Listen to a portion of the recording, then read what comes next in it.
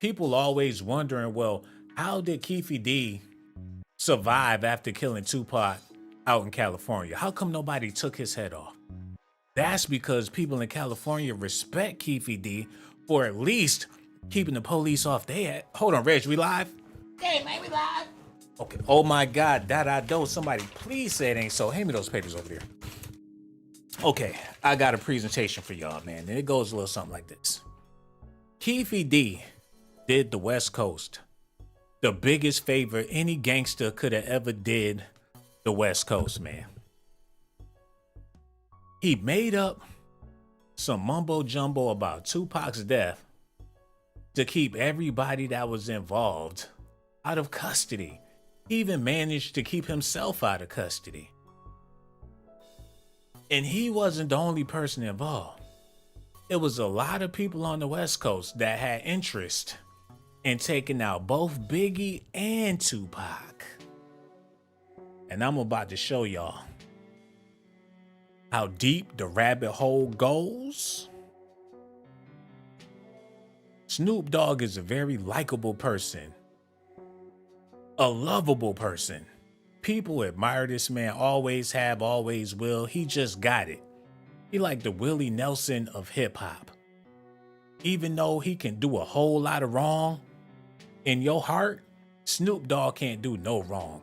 He's America's favorite baby boy.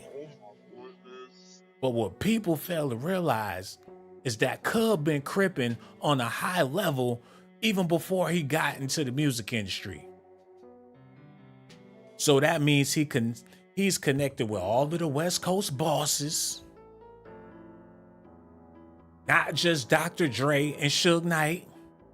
I'm talking about dudes in the street that really get busy. Blood and Crip. And Snoop been in situations to where he shouldn't even be here, man. Murder was the case that they gave him. The real story behind Snoop Dogg's 1993 murder charge. They had him dead to rights and he still was able to get out of it. What corners did he have to cut? When Tupac came to death row, he was like a tsunami. It was Snoop Doggy Dogg. Next thing you know, it was California Love. People was forgetting about Snoop. His second album was a flop. Wasn't nobody listening to the Dogfather. Here are the top 3 dirty. But somehow, some way, all of the key players got knocked out of the way. He managed to eventually become the CEO of Death Row Records, not to mention all of their beefs. The Dogg Pound is a group of hip-hop Crips that have been involved in more gangster shit than gangsters. Over the years, the Dogg Pound had beef with Bone Thugs and Harmony due to the Death Row being embroiled in a feud with Eazy-E's Ruthless Records. So back in the day, Bizzy Bone and Snoop Dogg was beefing. Crazy Bone, Snoop, and Daz had issues. The Dogg Pound made a diss towards Bone Thugs on the song Dogg Pound Gangsters, which Corrupt's line, "Ain't got no love for hoes in Harmony." Damn. Hoes in Harmony. In response, Lazy Bone shot back on the track. Shots to the double Glock with the line "Dogg Pound holds its own." Crazy Bone says, "Gotta find these row hoes" in the song Mo Murder. He said that? Row hoes. The feud ended when Snoop Dogg and Corrupt were featured on Crazy Bone's album, Thug Man. It was horrible. The song War Is On. Corrupt was featured on Flesh and Bone song Corrupted Flesh. They got STDs together. On the 5th, Dog Let Loose. Crazy Bone also featured on Dale's Dillinger's album, Only on the Left Side. On the song Meal Ticket, it was a bunch of trash. The Dogg Pound were also involved in a feud with BG and the Hot Boys. Oh man, they've been beefing with everybody in hip hop. The duo engaged in yet another conflict beef with Suge and the new signee Tupac and the Bad Boys beef. So they've been beefing with everybody they whole career, man. So that goes to show. Now that Keefe D is in custody and they want to really know about what happened between Bad Boy and Death Row, it's only a few key players left. Diddy is one of them, and Snoop Dogg is another one. But the thing with Snoop Dogg, he's more closer to home. If anybody know what really happened between Tupac and Snoop Dogg, I'm pretty sure Keefe D would know. He heard it through the grapevine, cuh. Crips be talking and Bloods be talking too. And for Snoop Dogg to not be present when Tupac got shot, Warren G is playing defense. He said he saved Snoop Dogg from potentially getting shot and killed in 96 with Tupac. So Warren G, the nicest gangster on death, I don't even think he was on death row. A real good gangster. Saved Snoop Dogg from getting killed with Tupac. So they've been playing defense all of these years. Snoop Dogg acting like he got love for everybody and he ain't never had no beef with nobody. But I'm about to show y'all otherwise. Listen at this. Lil C see me in the lobby. Biggie here? Oh, he is?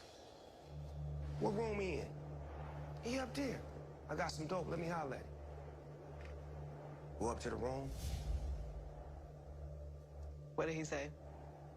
He couldn't say nothing.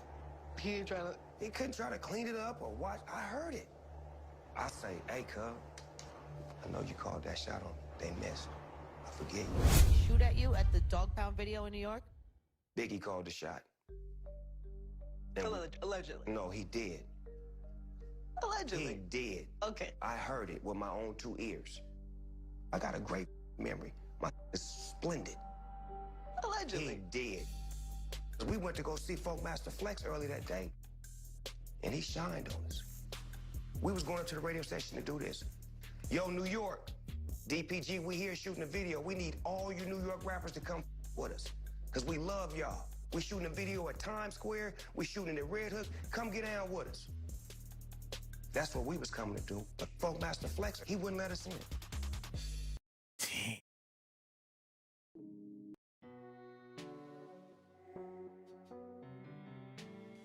The bitterness on his face looked like he just ate a lemon. 20-something years later, he is still hot about how they got treated in New York. And payback is payback. Sometimes you got to get in good with your enemy. So when you strike like a snake, they don't even feel it. Biggie, big ass, rest in peace, got on the radio and told them Brooklyn dudes to get at the Dogg Pound. They went up to, y'all heard what he said. Funk Flex was hating. Like, get them country West Coast dudes up out of here. Hold on, y'all. We went to go see Folk Master Flex early that day, and he shined on us. We was going up to the radio station to do this. Yo, New York, DPG, we here shooting a video. We need all you New York rappers to come with us, because we love y'all. We shooting a video at Times Square. We shooting at Red Hook. Come get down with us. That's what we was coming to do. But Folk Master Flex, he wouldn't let us in. So then you guys head to the video shoot, and Biggie calls the station and went on the air. Right. He said it's a Tupac Dogg Pound video in Red Hook, Brooklyn. Brooklyn, stand up. Hold on, wait a minute. Wait. So they went to the radio station. Funk Flex fronted on them. And this all gonna tie into Keefe D being locked up. Because these dudes had it in for Biggie for years. And when Tupac started tripping and talking, man, you can't trust them Crips. Hold on, play the clip. Brooklyn, stand up. Stand up. What that mean? This gangster that nobody even repeat. See, what he thought Tupac was at the video. And this is at the height of the beef. You mother, right. Got it. But he wasn't. So somebody gets shot at the video. Later on, I'm in Atlanta. Maybe 3 months later, me and Biggie talked about it because I seen him in a hotel room after he had a car accident. Lil C see me. Hold on, wait. I can continue on with Snoop Dogg laying out the plot. He's speaking on Lil C's Junior Mafia, how he was trying to get close to Biggie. And Keefe D was working with Puffy them to get at Pac. So if they would have had their way, in which they did, everybody got eliminated. It was like cleaning off the board. And when you think about it, let's take a little detour real quick. We gonna come right back.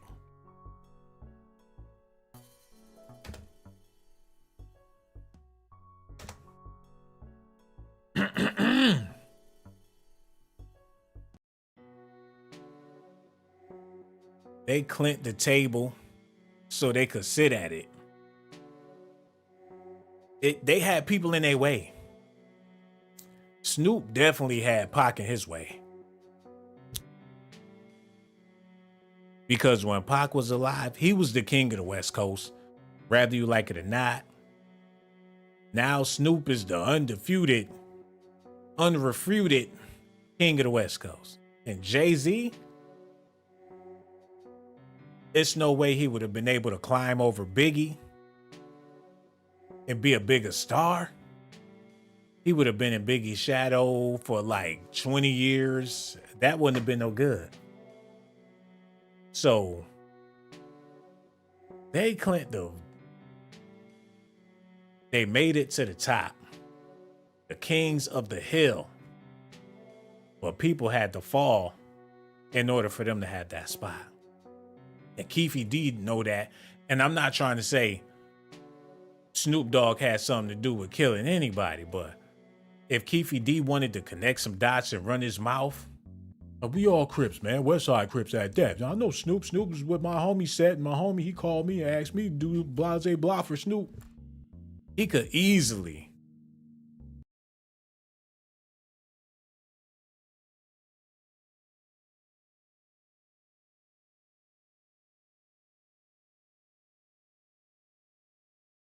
broke. What the fuck? Can y'all hear me? See, when stuff like that be happening, man, that mean I need to calm it down. All that stuff I said was alleged. My computer froze up, started acting real funny. I need to put a bunch of allegedlys on this because, yeah, that was weird. Let me see if we got anybody watching the video. I'm a little shook right now. Can y'all hear me out there? Let me make sure y'all can hear me. Y'all can hear me because this, hello.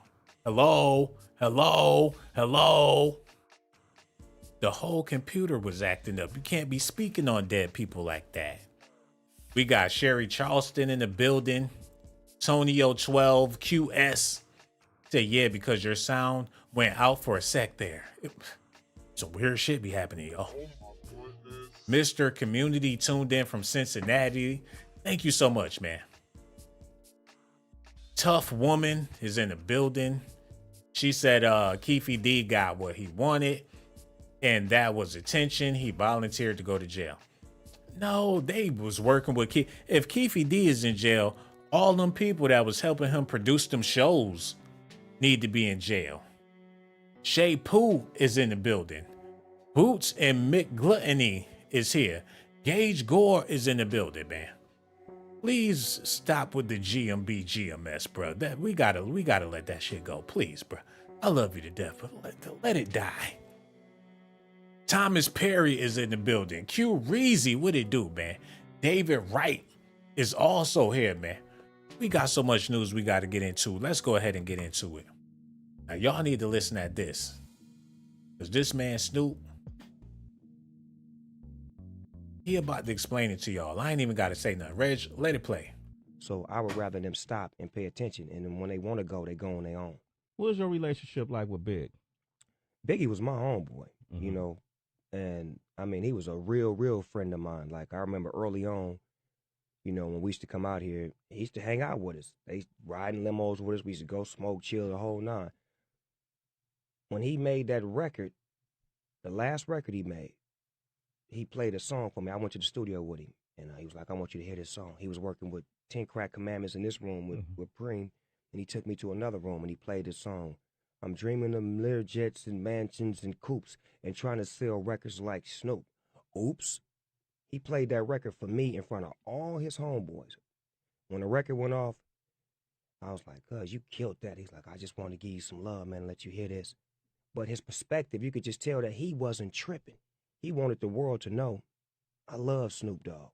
Snoop Dogg loves me. Because I had already put it on the line that I loved him. But he could never come back and say, I love Snoop, because he had to stay in his lane because Pac was on him so tough. You know what I'm saying? So when he expressed that on that song, that let me know that our friendship was going to always be there no matter what. And I seen him. Oh, that sounds so nice and sweet and cuddly. That sounds like they had a friendship that will last forever. They was besties. How would that even be possible? Unless they both had an agenda. And I believe that agenda was, Pac gotta go. And however that played out afterward, they would have been cool with that. But Biggie was doing all that talking on them albums, making the block hot in Cali. New York dudes really ain't give a damn because they like, shit, Biggie's still alive. Tupac dead, that's their problem. But Biggie was making the temperature rise. You got gang wars and people out there killing over what he talking about. You got West Coast rappers sticking up East Coast. It was just a bunch of madness going on at once. So of course, he got to try to patch this thing over to make it seem like everything was cool when it wasn't.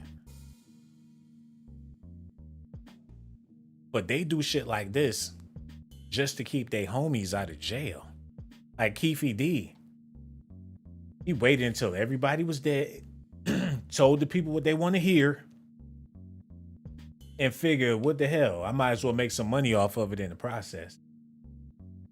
It probably didn't even go down like that night when Tupac died, for all we know. They just wanted something to feed the public. Listen to this. Come back and say, I love Snoop, because he had to stay in his lane because Pac was on him so tough. You know what I'm saying? So when he expressed that on that song, that let me know that our friendship was going to always be there no matter what. And I seen him again when he had got his legs. I guess he got in a car accident or something. Yeah. I seen him in Atlanta. This is right after Pac got killed. And he was in the hotel. And I seen C's. I'm like, where he at, cuz? He's like, he upstairs. I'm like, let me holler at him. He like, hold on. Because, you know, they didn't know what was going on. Yeah. You know, they was, checking the temperature. So I went up there with him. We kicked it for about an hour strong. And he was like, man, I love Pac, man. I don't know why. So we just was having that intimate conversation about how he never hated Tupac. Yeah. How he loved Tupac. But this is just me and him in a private room, smoking, chopping up game. He had his little walker with him. We chopped it up for about an hour. I rolled out, and that was the last time I seen him. Wow. You know, ironic. I don't get how, you know what, man? I hate to say it, because I love Snoop Doggy Dogg, man. All of his albums, even the later albums, I still rock to those. R&G with Pharrell, I listen to that, man. I'm a big, huge Snoop Dogg fan. But a snake is a snake, man.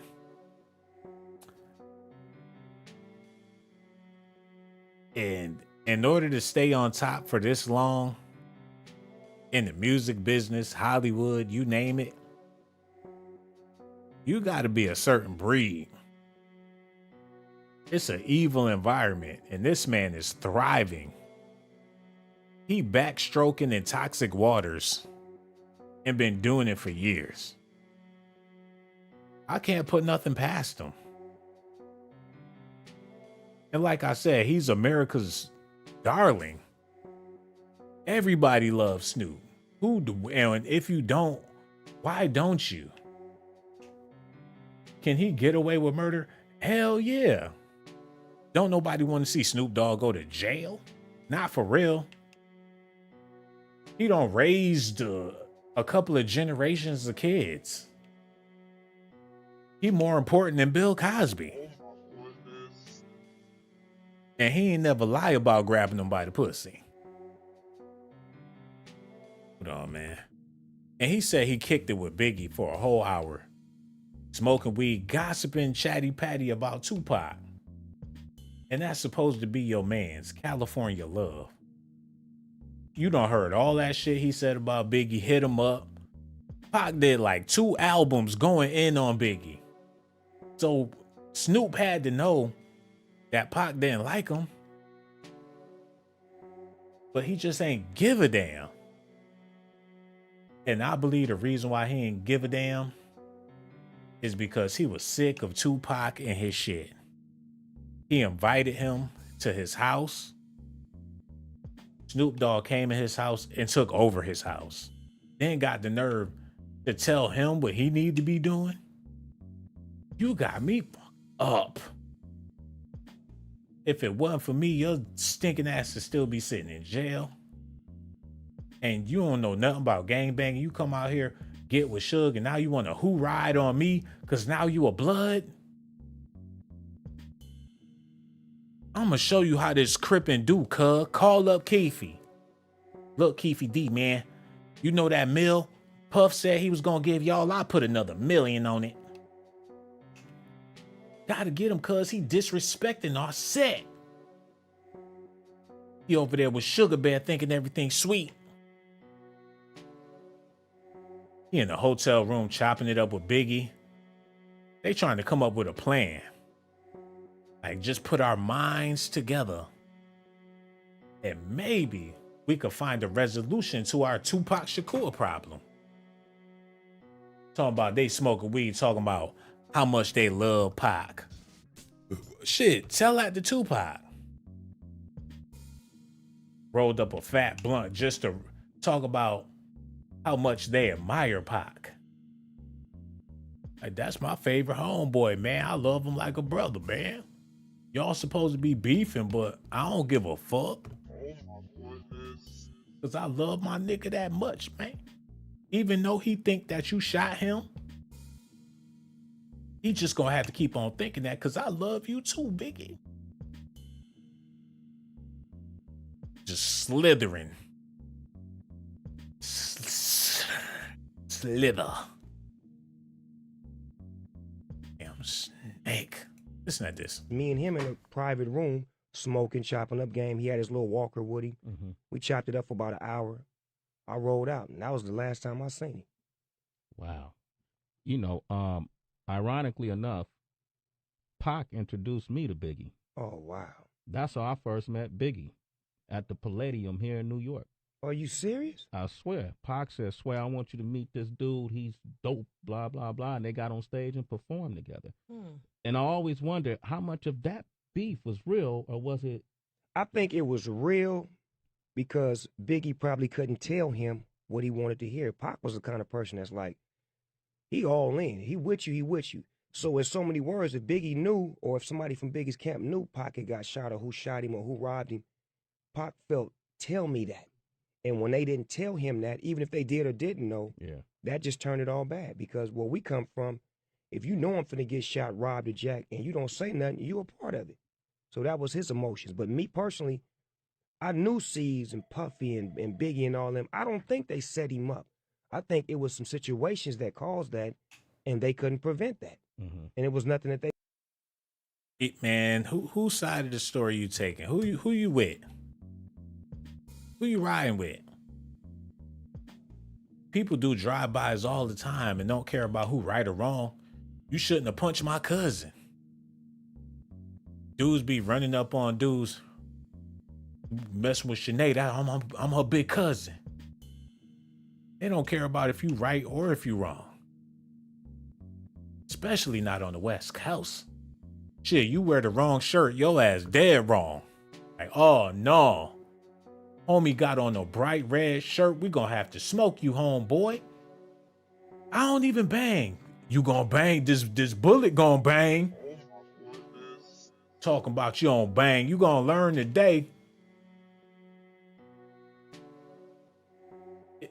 Man, he wear that shirt every day. He need to learn how to change his clothes. They will kill you for wearing the wrong hat. And he worried about if they set up Biggie or not or whatever. If he the target, he the damn target. And if anybody know that, Snoop know that, man. What up? They could do. So it's like it puts both of them in a twist. You don't say nothing, you a part of it. So that was his emotions. But me personally, I knew C's and Puffy and Biggie and all them. I don't think they set him up. I think it was some situations that caused that, and they couldn't prevent that. Mm-hmm. And it was nothing that they could do. So it's like it puts both of them in a twist because it's like, y'all my homeboys, y'all let me get shot and blah, blah, blah. But it's like, really, what could they do? You may have created that situation. Yeah. Snoop Lion is here. Wow. And I'm glad you shedding some light on this. You're reincarnated now. Yes, sir. You know, I always want to ask you, what's the last time you saw Pac? This is my last back in the day question until we talk again. When last time you saw him, and where was you the day he was shot in Vegas? Wow, the last time I saw him, he was laying in the bed, holding on to his last breath. Man. Y'all see how crazy that sound?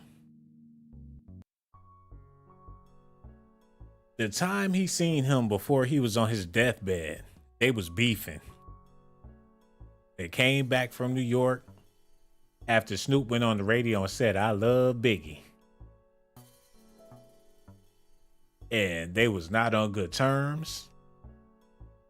And the next time Tupac seen Snoop Dogg, he was laying in his deathbed.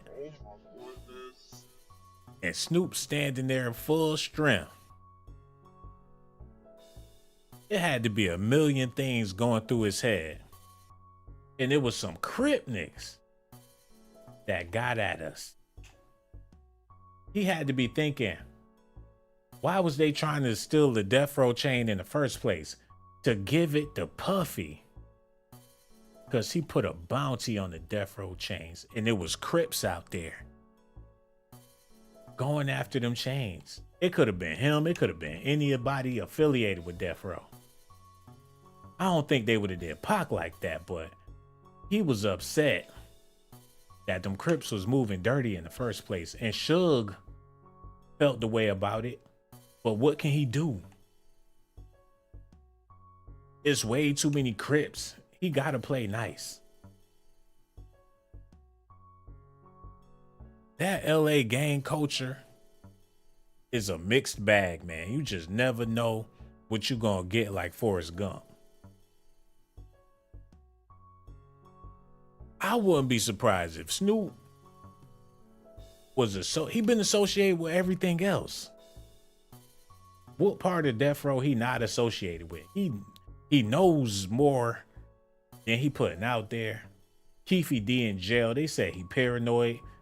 Dash tried to jump the gate and got electrocuted by the barbed wire. He stuck with Warren G, Corrupt, RBX, and all them other dudes. They got a target on their back. Because Keefe D is about to tell a little something extra. You thought he shocked America before? He old, gray, and he's sickly, and he got to get out of jail tonight.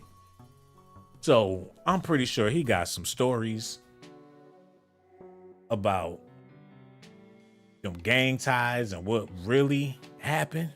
You know what I'm saying? Well, I had seen him before that because we left New York. Mm-hmm.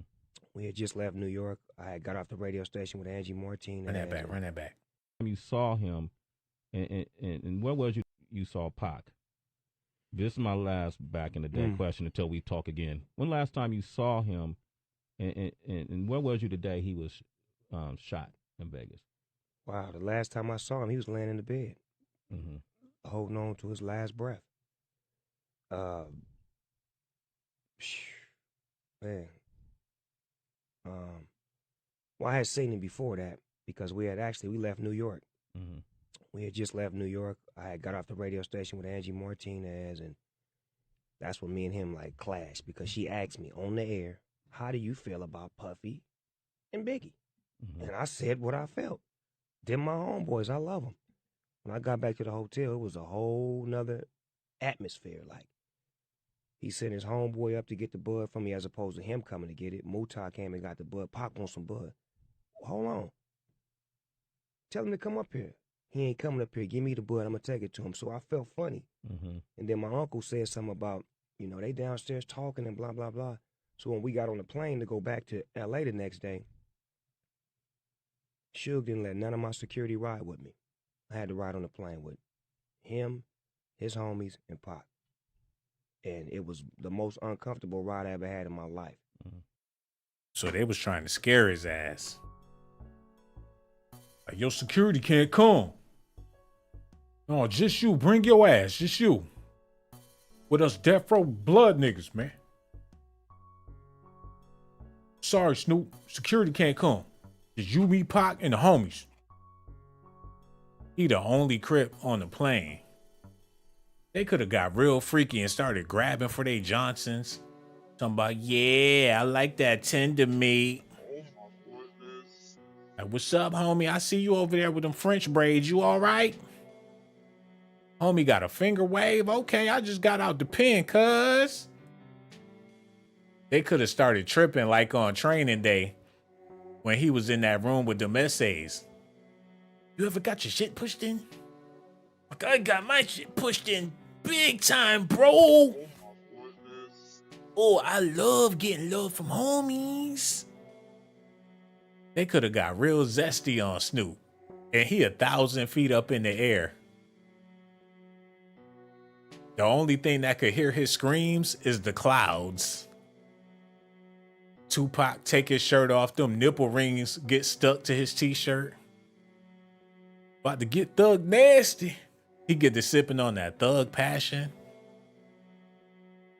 Damn. Tupac. Don't Snoop Dogg look good? Trick Daddy on the plane. Like, how the fuck he get here? He got an Eat a Booty Gang 96 t-shirt on. Came here to hang with them thugs, man. They got Trick Daddy there strictly to eat booty. Man, he better be lucky he made it out there with his cheeks intact. They could have had a death row hoedown with Snoop, man. Hold on. Who we got up in here, man? Let me see this real quick. Hasana, LK, and Ra. We got Tracy, Nita Cherie, Jasmine W, This Guy, Troy, Jungle J, Mamona Joy, Andre Bryant is holding it down. The Math, Sherry Charleston is also here, man. So much love for y'all. Okay, let's get back into this. Snoop is telling everything. Run it back a little bit. Up to get the bud from me as opposed to him coming to get it. Mutai came and got the bud. Pac wants some bud. Hold on. Tell him to come up here. He ain't coming up here. Give me the bud. I'm going to take it to him. So I felt funny. Mm-hmm. And then my uncle said something about, you know, they downstairs talking and blah, blah, blah. So when we got on the plane to go back to L.A. the next day, Suge didn't let none of my security ride with me. I had to ride on the plane with him, his homies, and Pac. And it was the most uncomfortable ride I ever had in my life because my nigga didn't say nothing to me the whole ride. And that's a 5-hour flight on a private plane. Yeah. So I walk up to him like maybe 3 hours into the flight, sit next to him, like, you going to Vegas, cuz? And he turned on me like this and started talking to somebody else. And the reason why he wanted to know if he was going to Vegas, because he knew them boys in blue was going to be there too. And who knows what happened before they got to the damn casino. And why Tupac ran over there like that when he ran in old boy. They probably was running into each other all day. They at the mall. All you see is Orlando Anderson walking down the street. What's up, Pac, bitch? Two, bitch. You too, Suge. Gonna kill you, nigga. They riding by, popping guns. Pop, pop, pop. Yeah, West Side, nigga. They been running into them Crips all day out there in Vegas. And Pac just had enough. He was looking for them like they was roaches. On some Groundhog's Day shit. A Crip pop up. He tried to swing. He disappeared. Another one pop up. Sick of these damn Crips. And Snoop knew the games was on. As soon as they get to Vegas, y'all fuck. We in the middle of the desert. Let's play. They've been playing tag all day. And at the end of the night, the Crips landed the final blow. And Snoop wasn't nowhere to be found. But while he was on a plane with Tupac, when they supposed to be beefing, he talking about, you going to Vegas, cuz? Make sure you go, cuz we need you there. The homies want to know. I got you lined up real good, cuz. You going to Vegas? Always want to play the friend card. Like, I'm your friend too. I'm everybody's friend. I love you. I love Big. I'm Mr. Friendly. And Pac had to be thinking like, this the biggest friend. I ain't never seen a snake like this.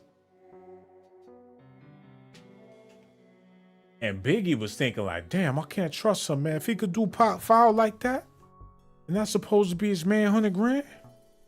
I understand that, he over here with me and everything, but damn, nigga ain't got no loyalty. He's supposed to be a Crip. Nigga snake, man. I don't trust that nigga like that. Hold on, man. Y'all gotta listen at this. Me doing this interview with you, right? One thing I did notice is you keep making comments about Snoop, and it comes across like you still feel a type of way about Snoop speaking on Biggie and making it seem like he was much closer to Biggie than he actually was. When you be seeing these interviews with Snoop speaking on Biggie, how does that make you feel? That's propaganda for the media, bro. That's something that sounds good for the media. I'm the peacemaker. I'm the one that's showing love. I'm the one that's out here, when everybody else is dead, you know what I'm saying? Wishing that I could have did something to put the shit together. But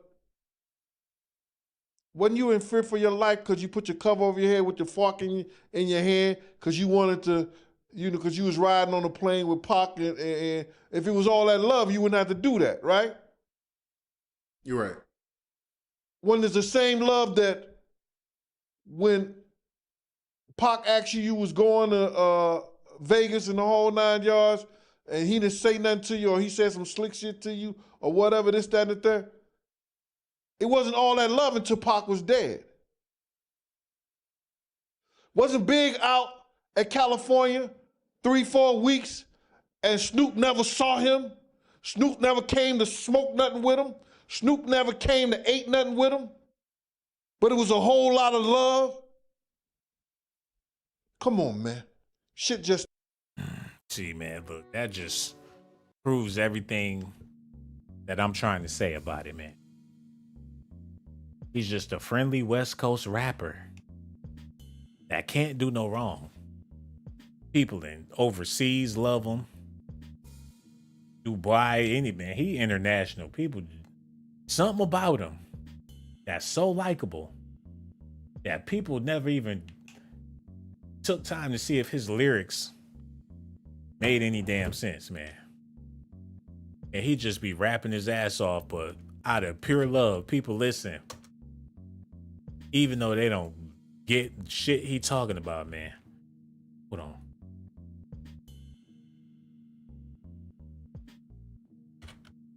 Y'all know what time it is. Let me pull this up real quick. Which one we gonna do? What we gonna do? Which one we gonna do, y'all? He got a whole bunch of songs. I know there's something real sinister on this song right here. 6 minutes. And Dougie Fresh the 6-minute song, I noticed that they say 6 3 times before they say you on. Hold up. Let me get this together real quick, because we gonna go over these lyrics. 6 minutes, 6 minutes, 6 minutes, 6 minutes, doggy dog, you're wrong. So they make sure they say that 6 3 times in the hook. This is like an evil verse coming from the devil, man. Let's go over these lyrics real quick. I need the perfect beat for this. Okay. He said, well, if it's on, then I guess it's about time. Let me slide into this OG rhyme. I do mine the way I do mine. I takes my time when I'm dropping my lines. Man. I look around, I spot MCs, and they all in the place, and they all wannabes, trying to make their paper, trying to do their thing. But to me, they all trying to say the same thing. How could you rap over beats that whack? You ain't reaching the crowd. You ain't making your facts. You ain't dropping lines that hit the top. You can't make the party go hip hop. And you can't do a thing without using mine. We get and steal. I see you're on the grind, but I'ma take my time to get my point across. And if you get caught up in the rap shit, then you got lost. And if you get tossed, it's on your own. It's your fault. See, I got to get mine. I don't try no song. I just move on, groove on, try to prove on. Then I do mines, and I'ma keep on and on and on. To get you in a smooth type atmosphere, sit back and pay attention. Yeah, you ain't never heard it like that. Is that right? That's right, Black, but fuck. People been letting him slide for years. And he can't do no wrong. He the most dangerous person in hip hop history, man. I'm looking for another song. Then we gonna move on. Anybody got any suggestions? This dude.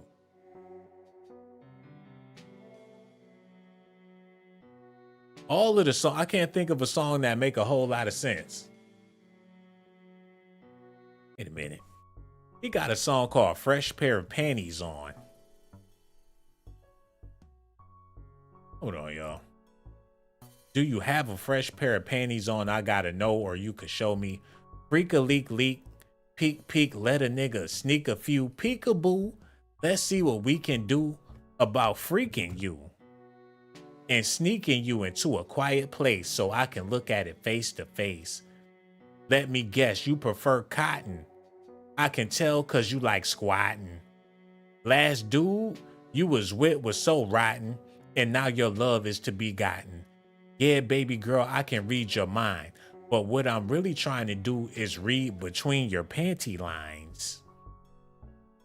I know it seems oh so personal, but I'm just trying to make you feel real comfortable. I know, so what will it be? And the type of underwear you wear? I mean, it's troubling me.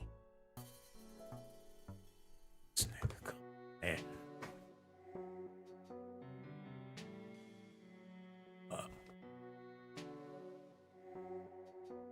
Album after album of straight Curtis Blow.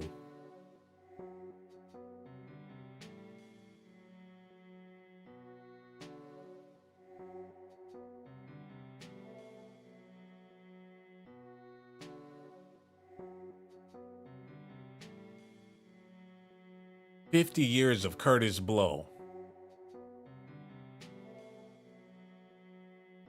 And it don't stop.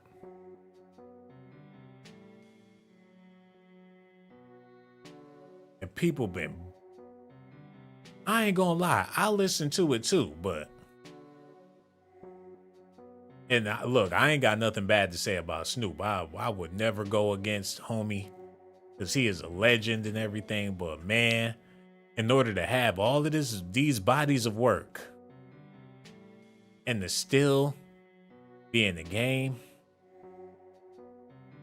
them mob ties must run deeper than Jay Prince. Hold on, y'all. So I'm like, all right. So I go in the back, put the blanket on my head, knife in my hand, fork in my hand, and just sleep the rest of the ride.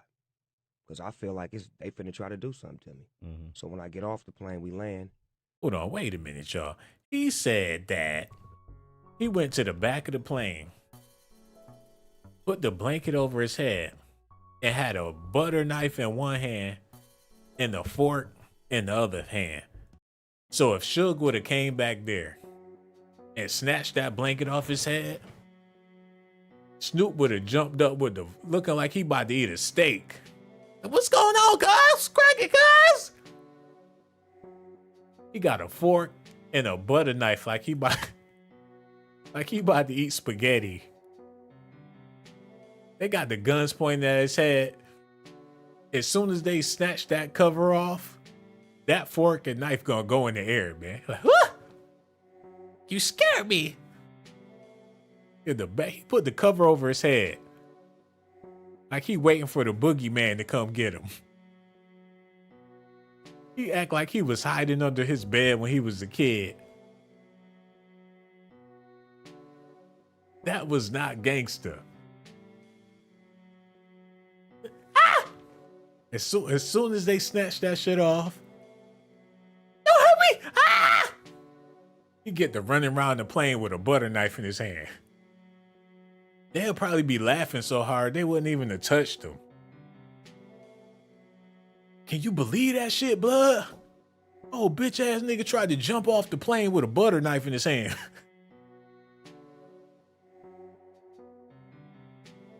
All you see is that perm blowing in the wind. He jump out the plane and land in Brooklyn. Like, is that what I think it is, man? Get that ass beat again. Hold on, man. Tripping. Switch that up real quick. I gotta run that back. I can't believe what I heard. But hold on.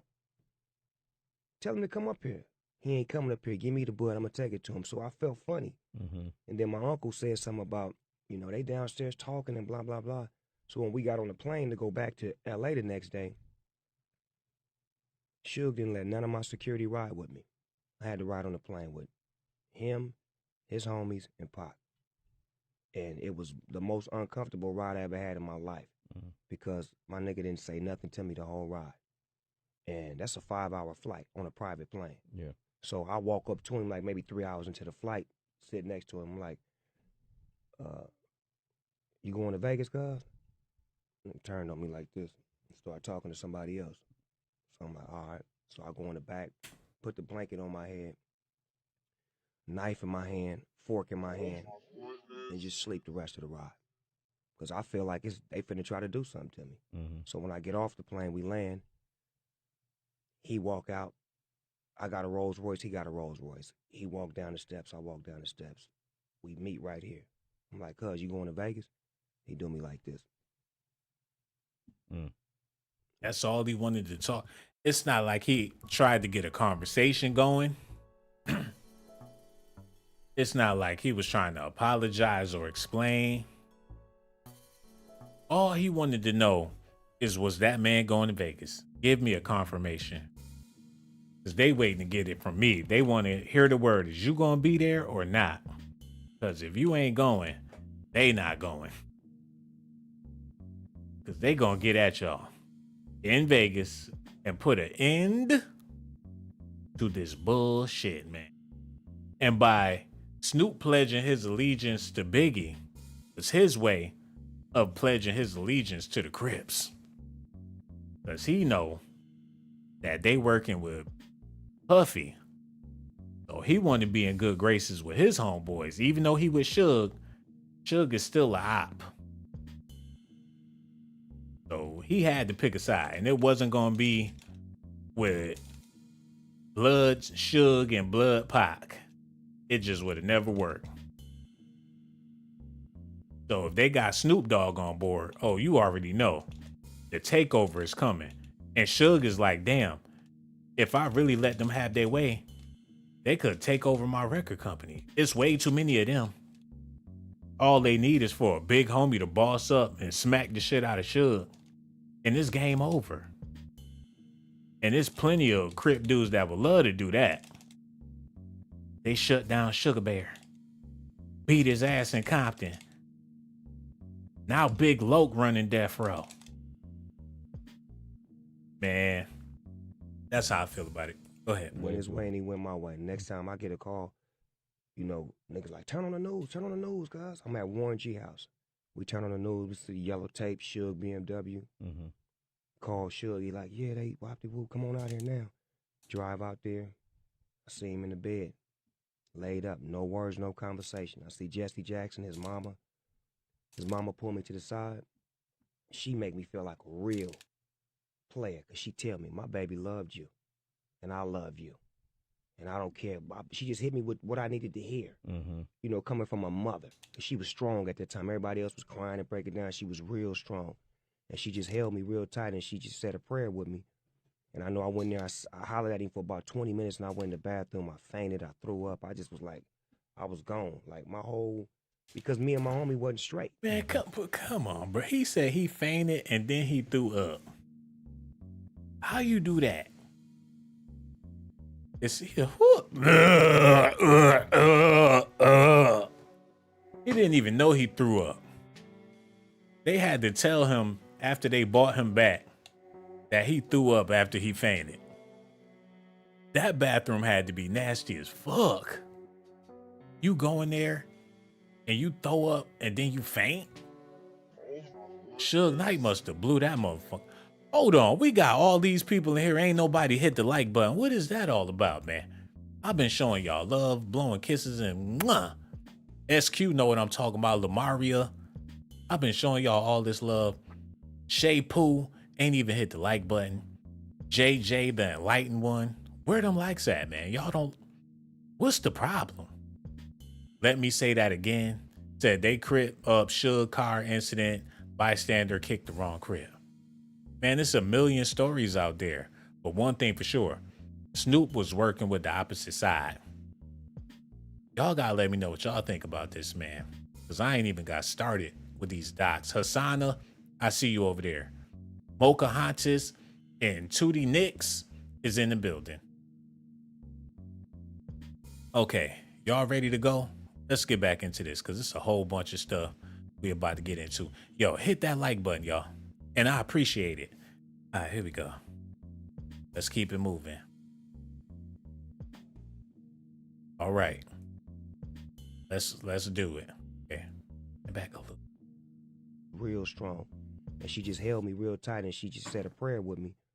And I know I went there, I hollered at him for about 20 minutes, and I went in the bathroom, I fainted, I threw up. I just was like, I was gone. Like, my whole, because me and my homie wasn't straight. You understand what I'm saying? It's like, I'm not even gonna be able to apologize to him, or even just to tell him, I feel you, I'm wrong or whatever.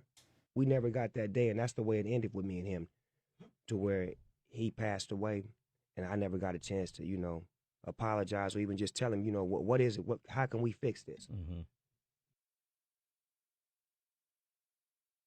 Yeah, that's cold, man. I'm pretty sure he got his victory lap off of that one. Like, y'all tried to scare me. Now look at you. Just last night, I was on the plane holding a butter knife, looking scared as shit. I didn't know if y'all was gonna try to kill me. You weren't trying to speak to me on the plane. Now look at you. Your ass can't even talk. And Snoop Dogg is a tall dude, so him towering over Tupac like that was the ultimate form of disrespect. It was worse than Kobe stepping over Allen Iverson, or Allen Iverson stepping over Tyronn Lue. Oh, y'all.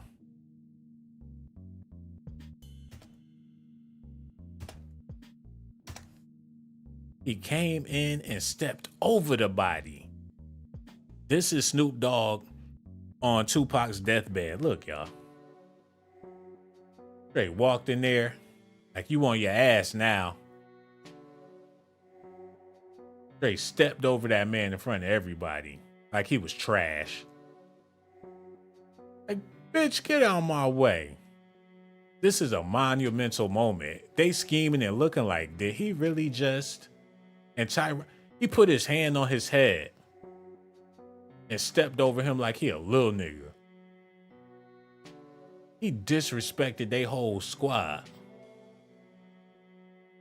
That's exactly what Tupac did. I mean, Snoop Dogg did to Tupac.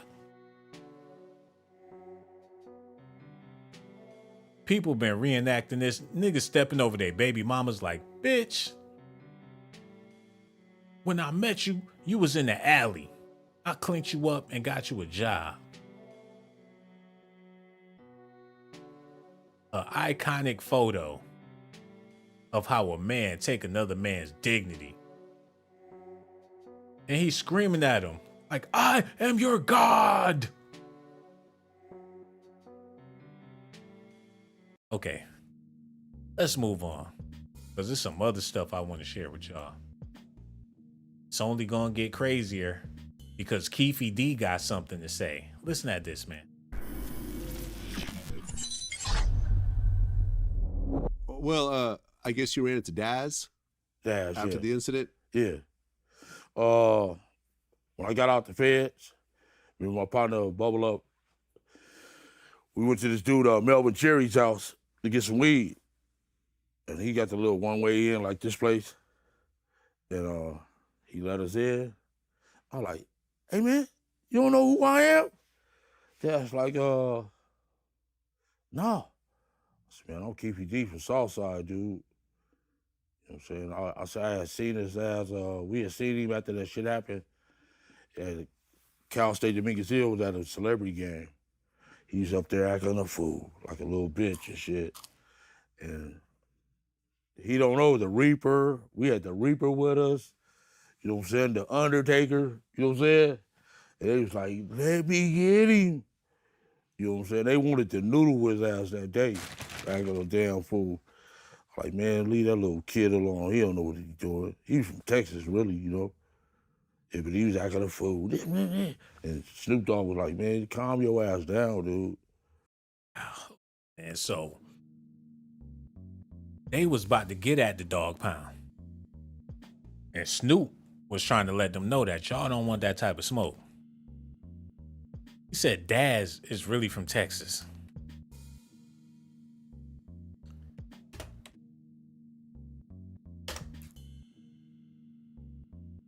He not even really a West Coast nigga. Corrupt is from Philadelphia. And I always wonder how this dude from Philadelphia representing the West Coast so damn hard. Daz from Texas crippin' on the track with Snoop Doggy Dogg. It's like all them dudes in Atlanta talking about they from the A-Town and they not even from there, but they go there because that's a hot spot to make it in the music industry. Somehow Corrupt's agent put him with some dude from Texas and they came together to represent the West Coast. And the only solidification they got is Snoop Dogg, his cousin. So his little cousin Daz came up from Texas on some MMA shit. Hold on, y'all.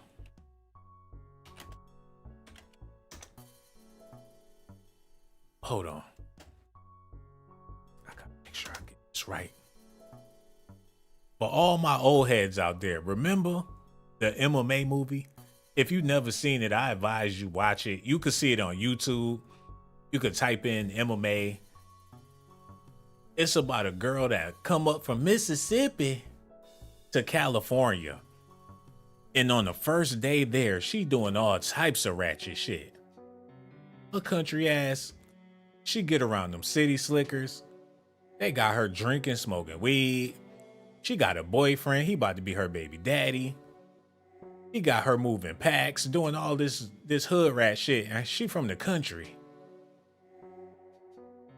So I say all that to say, she farted in his face She trying to get out the car with her country ass. She smelling like baked beans. Everybody was trying to get that pussy. She had a rag on her head when she first got there looking like a slave. Her auntie had to do her hair because she was looking a hot mess. She took a shit in the kitchen because they ran out of toilet paper. The movie is just, it's all over the place, man. But, and I say that to say, Daz, old country ass, came up to California and started gangbanging. And Corrupt, this nigga came all the way from Philadelphia talking about, what's up, guys? They some posers. Hold on, man. Texas. I need to see this for myself, man. Because I got to do a little bit of investigation. West Coast legend Mac 10 is back. Who gives a damn? Daz Dillinger says he's retiring from rap. It's no fun no more. Keefe D calls out Daz an off-brand Crip in new interview. Okay, this is what I wanted. He called him an off-brand Crip. Keefe D, the uncle of Tupac Shakur's alleged killer Orlando Anderson, recently sat down with the Art of Dialog where he discussed some intriguing topics. Par for the course, the host dug deep into his past and brought up Biggie's fateful trip to Los Angeles that included a celebrity basketball game. The Dogg Pound's Daz Dillinger and Corrupt were among the many in attendance, but Keefe D says Daz was walking around with his chest puffed out, emitting a negative energy. Snoop, Daz, Corrupt, the whole little crew. We were at the game, Keefe D explains in the clip. And this little off-brand Crip acting a goddamn fool. My little homie like, man, big homie, you want me to noodle his ass? I was like, leave that little bitch Daz alone. While Keefe D was in prison, he says Daz dissed him on the song. After he was released, he ran into Daz at a marijuana shop and confronted him about it.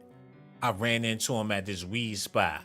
It was the one way in and the one way out. And I'm like, man, you don't know who I am? He like, nah, dog. I'm Keefe D, motherfucker. He like, oh, man, I was tripping, man. The money had me going crazy. Yeah, the fuck was going crazy, and he was on our turf. I could have raped him that day. Oh, shit. Oh my goodness.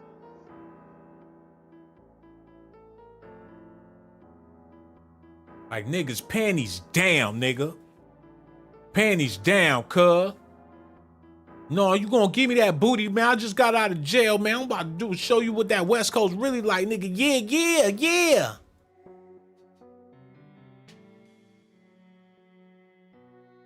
Come up off the panties, cuz. Wanna be gangster? You wanna be gangster? Huh? Who your daddy? You, nigga, shit. You, nigga, you. Who your daddy? Nigga, I said you, man, you. Yeah, nigga, yeah. West side, nigga, Said he could have raped him that day. He thought about it, like, oh, I could smell the dookie, man. He get back in the car sniffing like, damn, I should've. Smell that? Baby low booty was stinking, man. Could've raped that nigga. He was sniffing all the way home thinking about Daz. A little fat nigga too, man. A little chubby, little West Coast, little marshmallow ass nigga, man. Should've got his booty, cuz I should've, matter of fact, hit a U-turn, man. They went back to the weed shop, snooping around the place, sniffing. But Daz was long gone, man. What bullshit is this, man? He said when pressed on, the off-brand Crip title. Keefe D explains he from Texas. He ain't from the motherland where the Crips started at. Oh, off-brand ass nigga. And he had the nerve to be acting like a little bitch. I could have got him fucked up that day because they wanted to get his ass. Hold on, what? But I was just like, leave that little bitch alone. I'm convinced that the D stand for Dookie, man. They wanted to, because he acting up. Man, them gangsters take that to a whole nother level. Like he acting like he want to get his booty poked. You keep on acting like a bitch, I'm gonna make you one, cuz. Like a hard head make a soft ass, man. Oh, you want to be a hard head? I bet that ass real soft. Daz was in there acting up, not knowing he was turning them dudes on. Like, okay, I see what you doing, cuz. He a badass. Boosie know about that. Boosie badass. I'm super bad. Everywhere you go, he got badass all over his house, like badass. He slap his ass every time he say it. Boosie badass. They love me in Angola. When I go to jail, them niggas love me up there. I ain't never had no problem in jail. I'm the people champ. Boosie badass. I'm the baddest bitch out here. Call me Boo Pop. They wanted to get his ass. Yo, and we don't do that girly gossiping and spilling tea. I don't care what it sounds like, man. This is a man show. Man show. Ain't nothing zesty over here, man. You know, sometimes you gotta get the news the best way you can give it. Ain't that right, Marie? And Tough Woman and everybody. Ja Logic is also here, man. Miss Lady Love, what it do, baby? Rolling Tough. Hard Deep is also here, man. Yo, if y'all good, I'm good. Make sure y'all hit them like buttons and show me some love, man. I would really appreciate that. Elijah Riley came through. Man, I appreciate the love. Coco Bunny Nikki also was here. What it do, beautiful? Heaven on Earth. Nate, I see you, dog. Primo. Nicholas, Twin. Nigga. Okay, let's get back to this news, man. All right. I'm going to pick up where we left off. Yeah, not this. Like, man, leave that little kid alone. He don't know what he's doing. He's from Texas, really, you know. Yeah, but he was acting a fool. And Snoop Dogg was like, man, calm your ass down, dude. Get your ass punished, you know? Yeah. But I ran into him at the thing, and I was like, man, you don't know who I am? Like, no. I said, man, I'm Keefe D. I was ready to make him touch everything in that motherfucker, you know what I'm saying? Because the way he was acting. And he like, man, I was wrong, dude. You know what I'm saying? I was hoodwinked by that dude. By who? By Suge? Oh, I Suge, yeah. Yeah. And I guess they done fell out now. Yeah, they had a falling out. Yeah. A major one, actually. Yeah, major one. Yeah. Yeah. Well, you know, and we had actually did an interview with Corrupt. Yeah. And, you know, the interviewer, she brought up, you know, Keefe D, and Corrupt said, that's irrelevant. Next question. He didn't even want to talk about it. That's you know what I'm saying? He didn't want to discuss it. I hate talking about this. I don't know if you saw, but Vlad interviewed Keefe D, Orlando Anderson's uncle. Okay. He admitted to being in the car that killed Tupac. Did you see that interview by chance? That's irrelevant. Go to the next question. All right, I got you. Wow. So y'all see that shit? The Dogg Pound don't want nothing to do with it. Probably because, man, they got a lot to do with it, allegedly, man. What up? Interview by chance? That's irrelevant. Go to the next question. All right, I got you. Yeah. You know, One night he was close to Pac, too. One night they had, Puff had an after party at the El Capione, that's the thing. Mm-hmm. And we was up in the VIP and shit, and some ladies was with me. my wife and her friends. So I sat them down at the table, and I asked them what they wanted to drink. So I went and bought a couple of bottles of Dom Perignon and some Hennessy. So I get back, they in my girl's chair. Snoop Dogg, Corrupt, Dash, and they dog. And I'm like, I told them, if y'all don't get y'all little ass up, you know what I'm saying? Okay, OG. Yeah, y'all tripping. They just take my girl. Wait a minute. Well, hold on. Hold on, man. Did I just hear what I think I just heard? Keefe D took his girl on a date with some of her homegirls. He over there getting them some ice cream at the buffet. He done fix Bay a fat plate. He put some wings, some rice. Big Daddy over there putting it down for his boo. He get back to the table. He holding about 3 plates and 2 cups. The Dogg Pound sitting at the table with big afros, blowing weed. They got their feet on the table. Niggas rolling up weed. They got 40 ounces and shit all on the table. The boy, if y'all don't get y'all ass off my motherfucking table. Okay, OG, all right, okay. He said they put their palms up towards him. And calm down. He's struggling with the plates. He come back. His girlfriend sitting on the floor like, man, I'll kill y'all niggas. Hold on, run that back. Dom Perignon and some Hennessy. So I get back, they in my girl's chair. Snoop Dogg, Corrupt, Dash, and they dog. And I'm like, I told them, if y'all don't get y'all little ass up, you know what I'm saying? Okay, OG. Yeah, y'all tripping. They just take my girl's seats. You know what I'm saying? What type of man take girl seats anyway? You know what I'm saying? I guess they rap shit that went to their head. But back then, more people was in. They was on our nutsack, the big ballers. They went on the rappers. You know what I'm saying? Yeah. It was. See, man.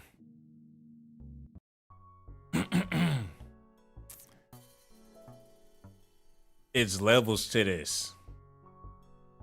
And I'm pretty sure now that Snoop is where he at, I mean, he been a man for a long time, but he on another level with it now. And there's people out there that will do whatever this man say, whatever he want them to do. He's a very powerful man on the West Coast. He like the Jesse Jackson of the West Coast, man. Sort of like when Dr. King took that L and all of his homies that was with him, they became important people. Like, what was it, Ralph Abernathy? He's a big deal. Jesse Jackson, Al Sharpton, his whole squad became icons because he got taken out of the game. And that's the same situation with people that was in Biggie's camp. Lil' Kim, she's a big deal. Jay-Z. All the people that came up under Biggie get mad love in the street. So Snoop benefited in so many ways because he maintained his peace with Biggie and Tupac. So you can't say Snoop was beefing with either one of them dudes, even if they was beefing with him. So he's the golden child of the West Coast.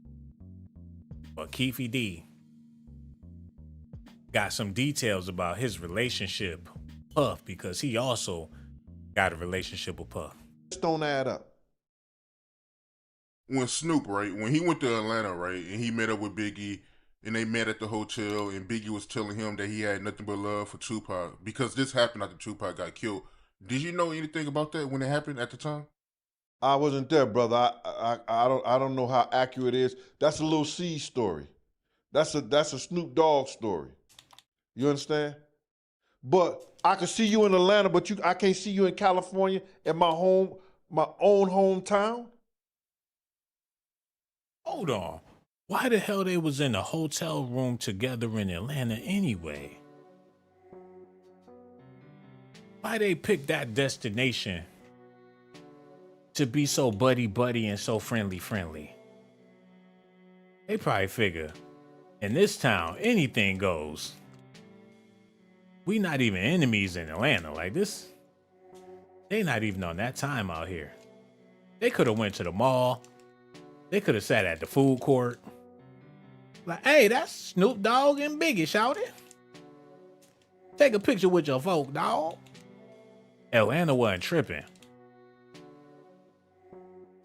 In the hotel room in Atlanta, Snoop Dogg and Biggie got some quality time in. The fuck? What if it was around like Pride Week or something like that? But ain't nobody even know it was going down. What's up, cuz? I see you with the rainbows. Shit, Snoop Dogg got on a purple vest. I know it sounds like I try to turn everything zesty, but hip hop is a very zesty industry, man. LL Cool J, they got stories about all them dudes. Every last one of them got a zesty tale. I can't think of one rapper that don't have a zesty story out there about him. Make you wonder, man. And Snoop Dogg will rap about banging a fat bitch any day, man. What up? The album he was rapping about banging them piggies.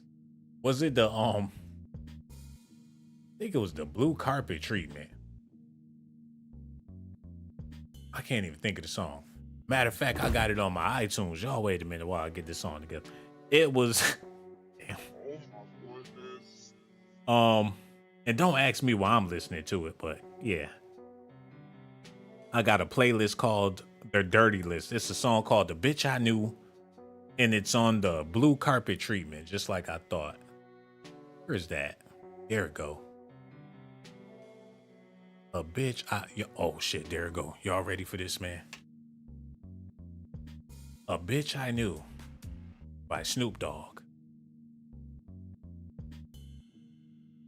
He said, hold on, wait.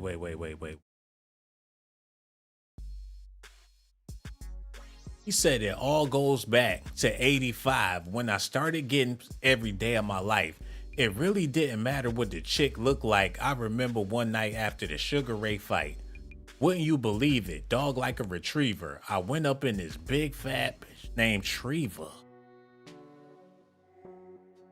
She had a best friend with titties named Vanessa. She told me to undress her, yes sir. He said it didn't matter what the chick looked like. I remember one night after the Sugar Ray fight. Wouldn't you believe it? Dog like a retriever. I went up in this big fat named Treva. So, hey man, he don't discriminate. A dog is a dog. Hey, that's all I'm gonna say about that. Go on to let Gene Deal finish saying what he was saying, man. That's a Snoop Dogg story. Because this happened after Tupac got killed. Did you know anything about that when it happened at the time? I wasn't there, brother. I don't know how accurate it is. That's a Lil C story. That's a Snoop Dogg story. You understand? But I could see you in Atlanta, but I can't see you in California at my own hometown. Huh? I'm so gangster, I could come to your hotel room by myself in Atlanta, but in California, I can't come and see you? See, that's what let you know back then Atlanta was a town where anything could go down, you know? It was a free spirit city. Like you go to Atlanta, anything goes, man. You could let it all hang out and wouldn't nobody give a damn. And it's still like that pretty much for the most part. You know what I'm saying? People mind their business. You try to pull that in California, y'all all buddy holding hands and shit, they gonna start asking questions like, hold on, wait a minute. What part of the game is that? That's a question that Atlanta don't ask. Nobody ever stop and say, what part of the game is that? They'll let anything fly. And shout out to Atlanta. You know what I'm saying? But it's not cheap in Atlanta no more. And that's why it's starting to get really, really whack. When them prices was low, out-of-towners would come to Atlanta and be like, whatever. I ain't here for the weirdos. I ain't here for the freaks. But now, since everything is sky high, it ain't cool no more. We need a new black Mecca in America. Where should it be? This is a real conversation I want to have with y'all. Because black people need a new destination to gather.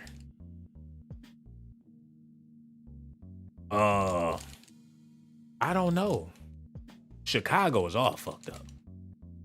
California, hell no. Texas is getting more and more ratchet. We don't want to be nowhere cold. And we not trying to go back to Africa. We gonna have to figure it out, man. Okay, run that back. I'm so gangster, I could come to your hotel room by myself in Atlanta, but in California, I can't come and see you? All right. MC8, right? I did an interview with Oh MC8 shit, I a left while that back, up there the right? whole And time. he gave his opinion on how Biggie and Puffy came to LA so soon after Tupac got killed. So pretty much what he was saying was Biggie and Puffy, they should have just went to the radio stations and stuff like that to promote the album and go back to the hotel and just stay in the hotel and only come out when they wanted to, you know, promote the album. How you feel about him saying that? That's what was told to me when we was going out there. We wasn't gonna go to no parties. We was gonna do the Soul Train Awards. We was gonna do radio and the studio. But see, that one party Big went to, Puff was going to parties. Puff was going to the movies. Puff was going to places. Where you see film at Big went somewhere? That one radio station. You didn't see no parties that Big went to. So, that's what was told to me by Kirk Burroughs, that we was going to be local. We was just going to do radio, studio, Soul Train Awards. That vibe party was something totally different. And that one party he went to was the last party he ever went. Damn, that was his last party, man, on the West Coast. And Snoop wasn't nowhere to be found. When Tupac got killed, Snoop was nowhere to be found. When Biggie went out, they said Biggie was out there for months. And Snoop didn't even reach out or nothing. So he's very, very connected on both sides. The West Coast is his playground. He been a megastar for the longest and still crippin'. He never handed in his flag. All of his success, movies, albums, tours, merchandise, he never traded in his flag. So he still got ties in all of the street business. And Keefe D is desperate. And I'm pretty sure he got some information that he can use as leverage, because he done told everything he told in his book. They gonna need something juicy in order to consider to let him out. And he's a rat and he's ready to squeal. Snoop Dogg got this squeaky clean image. And the only reason why Keefe D never wanted to rat them out is because that would look bad in the eyes of his homies. Like at the end of the day, they still some Crips, cuz they got sympathy for them.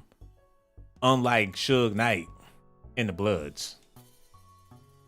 But now, it's about to be gloves off. How does Snoop keep on getting away, even though he in the middle of all? I love Snoop, man. And I don't never want to see him do a day in jail, or I don't want to see him get implicated in nothing. He's a successful brother, and I want to see him continue to be successful, because that shows me that regardless of the circumstances, we got successful brothers out there. And we need people like Snoop Dogg, man.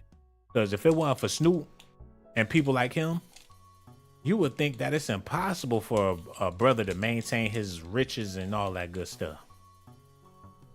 But every dog has his day. And if they ever get around to Snoop,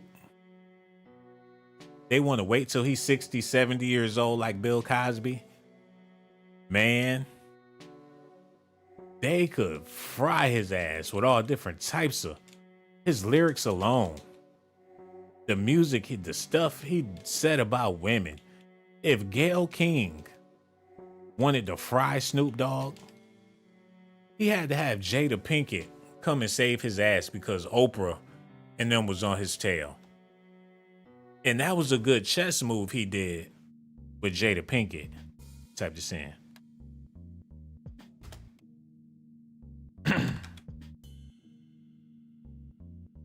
He played Oprah and Gayle real good because he went on the Red Table Talk with Jada Pinkett. And if they would have took any action towards him, that would have boosted up her show. And Oprah would be damned if she had any of that. If they would have tried to go at Snoop, they would have had to put his clip from Jada Pinkett's Red Table Talk all over the news in order to recant all of his statements. And they not trying to give her shit. And I'm pretty sure Snoop knows that. Like if I sit down with Jada, who is a woman, they not trying to boost her shit. Oprah wasn't going to try to help. Hold on, matter of fact, let's listen at this real quick. Do apologize, y'all. Gotta let this ad roll. Okay, here we go. Y'all ready? Okay, let's get. I was like, not Snoop. Right. Jada Pinkett Smith isn't afraid to ask the tough questions. She had Snoop Dogg on her Facebook Watch series Red Table Talk. And in a sneak peek clip from Wednesday's episode, she confronted the rapper about his comments about Gayle King regarding the late Kobe Bryant. When you first came out and you said what you said, you know, in regards to Gayle, Yes. my heart dropped. I felt like not only were you talking to Gayle, but you were talking to me. I was like, oh no, Snoop has now taken his power flow away from me, away from Willow, away from my mother, right? I was like, oh, if this is what's happening, I was like, not Snoop. Right. Right? And so that's The hell you mean not Snoop? Yes, Snoop. Bitches ain't shit but hoes and tricks. I'm not surprised he said what he said, and nobody else was surprised. And you like that thug passion. She was messing with Pac. She make it seem like she don't know how them gangsters get down. Yeah, he called Gayle a funky bitch. But like I said, he got connections. Y'all see how this work? He got connections everywhere. He can get out of... Look at his face. Would you really want to see him go to jail? White people love him. Black people love him. Asian people, Spanish people, everybody loved this man. He's an American icon. They not trying to do nothing to Snoop. But if Keefe D start talking about what's going on with the Crips and what's been going on and the murder case and how the homies had to come together to keep his ass out of jail. People was taking hits. In 1993, Snoop Dogg, aka Calvin Broadus, aka Snoop, aka the Double OG, was charged with first-degree murder after a member of a rival gang was shot and killed by Snoop's bodyguard, McKinley Lee, aka Malik, who fired the shot while the 21-year-old was in the vehicle or whatever. People saying that Snoop really popped that hammer and Suge Knight and everybody made this dude take the charge because he's licensed and all that good stuff. In the latest episode of Disgraceland, Jake Brannon breaks down the events leading up to Snoop's arrest, going all the way back to his days as Dr. Dre's protege. We need to see that. He in court with a musty finger wave with a 40 ounce on his breath. Straight crippin', cuh. I need to see that. Because they mixed it all up and he wound up getting off. Hold on, y'all. Okay, before we do that, because I could dive deep into there. Before we do that, let's listen to what Suge Knight had to say about Keefe D getting arrested, man. And I got to show y'all some love real quick. Y'all over there kicking it, man. And I'm over here giving y'all this news. So many beautiful people in the building tonight. I love it. Judah Ben Israel, Miss Lady Love. Palman is also here. What it do, beautiful? Dolores Made for You here. Lovely Jesse. MFL also in the building. Look, I appreciate it, man. Every last one of y'all is blessed. And, you know, you just gotta love and respect your life and everything gonna be all right. You know what I'm saying? Out of the bushes done crept up and left a comment. Okay, we gotta get, this is about to be an exclusive right here. So let's go ahead and get into it. This is Suge Knight talking about the Keefe D arrest. They got Suge on the phone from jail. This is an exclusive. Listen at this, y'all. And whether he would cooperate in the trial. Tell me what your reaction is to the arrest of Keefe D. Well, surprise number one, because I didn't think Keefe D would never get arrested. Nor do I want to see him get arrested. You know, let's get one thing straight, first and foremost. You know, me and Keefe D played on the same Pop Warner football team. And whatever the circumstances, if he had an involvement with anything, if he didn't have any involvement with anything, who want to see? I wouldn't wish somebody going to prison on my worst enemy. The DA says that Keefe D was in the car with his nephew, and that presumably his nephew, according to the DA, is the one that shot Tupac, and that it was done with the full knowledge of Keefe. Do they have it right? It was only two people in the car. And Pac not going to tell the story. I ain't going to tell the story, but I tell you this. And I never had nothing bad to say about Orlando because, number one, he wasn't the shooter. Number two, he came to my hearing and told to let me go and told the truth. They still didn't let me go. Whoa. Oh, man. This is a freaking bombshell. Suge Knight said it was only two people in the car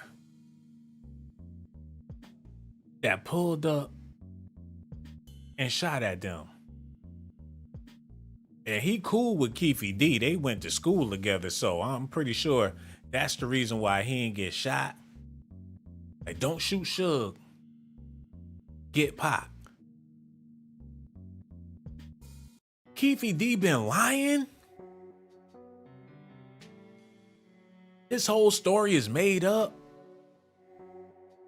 They said the gunman was in the backseat. Orlando and Big Dre was in the backseat.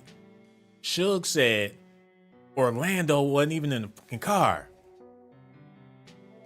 And He said Orlando came to his court hearing and told the judge that Suge was innocent.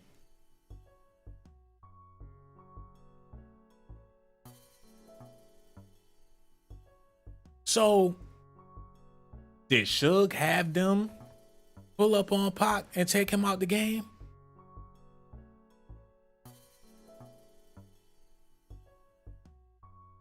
Was Suge in on it?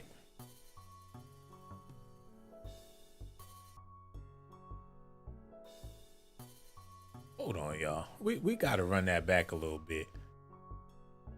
Cause he got a whole lot of love for Keefe D. Like Keefe D did him a favor back in the day or something.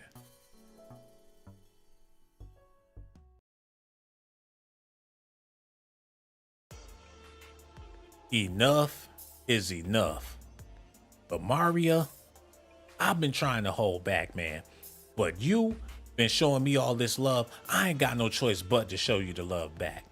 Cause I appreciate you, sister. Everybody see your profile picture and you very, very beautiful. And I'm grateful to have you and the rest of these beautiful ladies watching the video. It is some bona fide dimes in here tonight. I need for all the fellas to put like some champagne emojis. Put some wine glass emojis in the comment section for these beautiful goddesses. Lovely Jessie and QS and the rest of the ladies, man. Show them some love. Woo. Okay, we got to get back to the show. I do apologize. All right, we gonna get back to what Suge was talking about. Y'all ready? Okay, we about to do that. I got distracted a little bit. I do apologize. Okay, here we go. I never had nothing bad. His nephew, according to the DA, is the one that shot Tupac, and that it was done with the full knowledge of Keefe. Do they have it right? It was only two people in the car. And Pac not going to tell the story. I ain't going to tell the story, but I tell you this. And I never had nothing bad to say about Orlando because, number one, he wasn't the shooter. Number two, he came to my hearing and told to let me go and told the truth. They still didn't let me go. If you are called to testify in this case? I wouldn't be. I wouldn't be. Why not? Yeah, I wouldn't be. Why not? Well, number one, because I'm not going to get on the stand and testify on somebody for what? They seem to be saying that Orlando was the shooter and Keefe was in on it, that he had full knowledge of what was going down, and it was revenge for Orlando getting beaten up by Tupac and his team at the MGM after the Tyson fight. Is that correct? No. Then who shot Tupac? It wasn't Anderson, so that's all I got to say about that part. To summarize, you are saying Orlando was not the shooter, although you won't say who the shooter was. You are not saying whether Keefe was involved in any way in the shooting, and you are saying that if you're called to testify by either side, you will not comply, you will not testify. Do I have that right?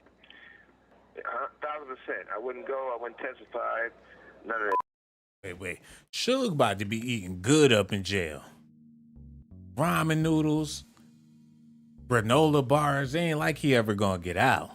But he gonna live like a sultan behind bars for pulling this move. Now, with this testimony from Suge Knight, they can't keep Keefe D in jail. He done got this man a get out of jail free card.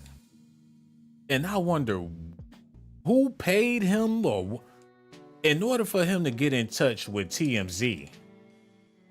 Somebody had to tip them off that Suge Knight wanted to talk. And they got him on the phone while he in prison. Who set that up? And whatever he had to say, he had to make sure it had a strong message, man. He talking about he in good graces with the Southside Crips. He about to get all the California love in jail. Suge a real one. And what he got to lose? He in jail for some shit. They don't know where the body's buried with him. So why he gotta? He see what they doing out there on social media with the Art of Dialog, VladTV blog. He like, shit, I could play this game too. Everybody telling their story and they accounts. What if my account don't go like nothing them niggas ever said out there? What they gonna do then? And I was there. And why would I have to lie when they shot and killed Tupac? These old heads is getting smarter and smarter. And they see what's going on with the internet because they grew up in a time to where this shit wasn't even possible. They taking advantage of maggot-minded people that's willing to believe anything they hear. He done switched up the story for the 2023 version. It's like the Bible. They got the New Testament about what really happened to Pac. And people that believe the original story, you believe in the Old Testament. They making it seem like this man, Jesus Christ. It wasn't Judas that killed Jesus. It was actually Peter and Paul. On some shit like that. I was there during the crucifixion. They treating them like they pastors or something. Tupac apostles. What type of madness is going on, man? Now they gonna have to rewrite this. The Da Vinci Code for thugs. They gonna have to rewrite the whole Tupac Bible. It wasn't Judas. They don't know who it was. Come, man. They gonna switch this shit up every 10 years. Just to keep the cult alive. Boosie somewhere talking about, what, nigga? What? You mean to tell me? I've been living a thug life and that ain't how he really died. Boo said, Boo gonna have to make some changes. All them Tupac wannabes, Stretch.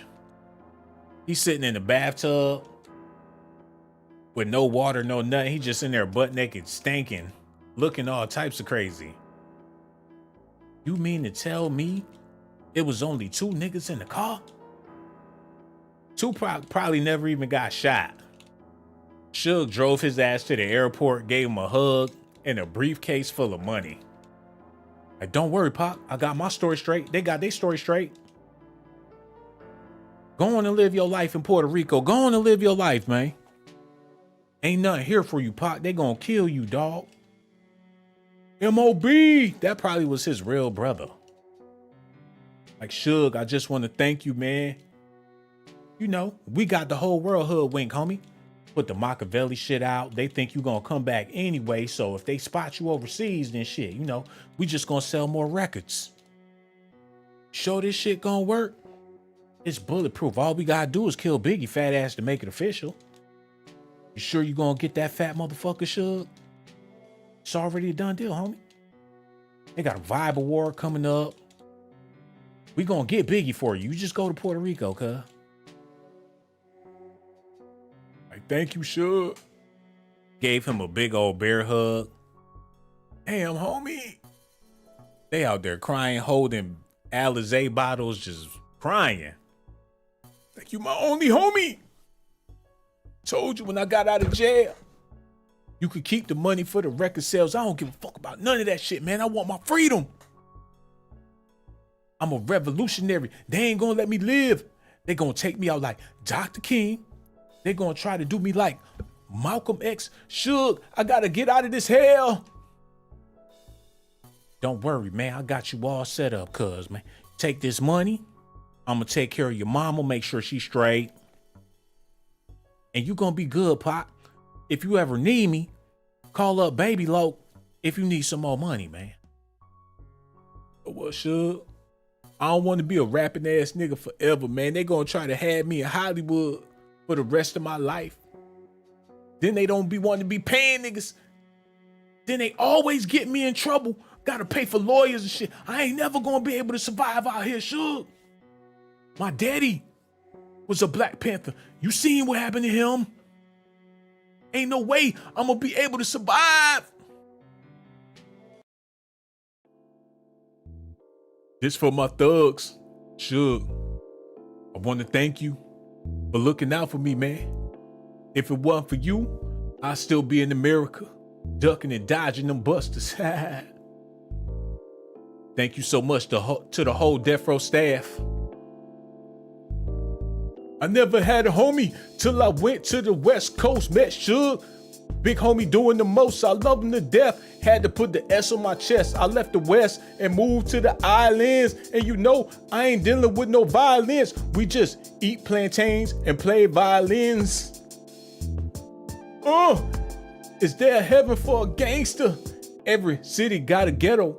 Smoke on the weed, listen to heavy metal and put your foot on the pedal. And never let go till the sun rise on the west side. It's no telling, man. Okay, I played myself. Wah, wah, wah. I want to give it another go. Matter of fact, I want to get back on that mic. Because I know I'm better than that. Wait a minute. Reggie, hand me that stuff.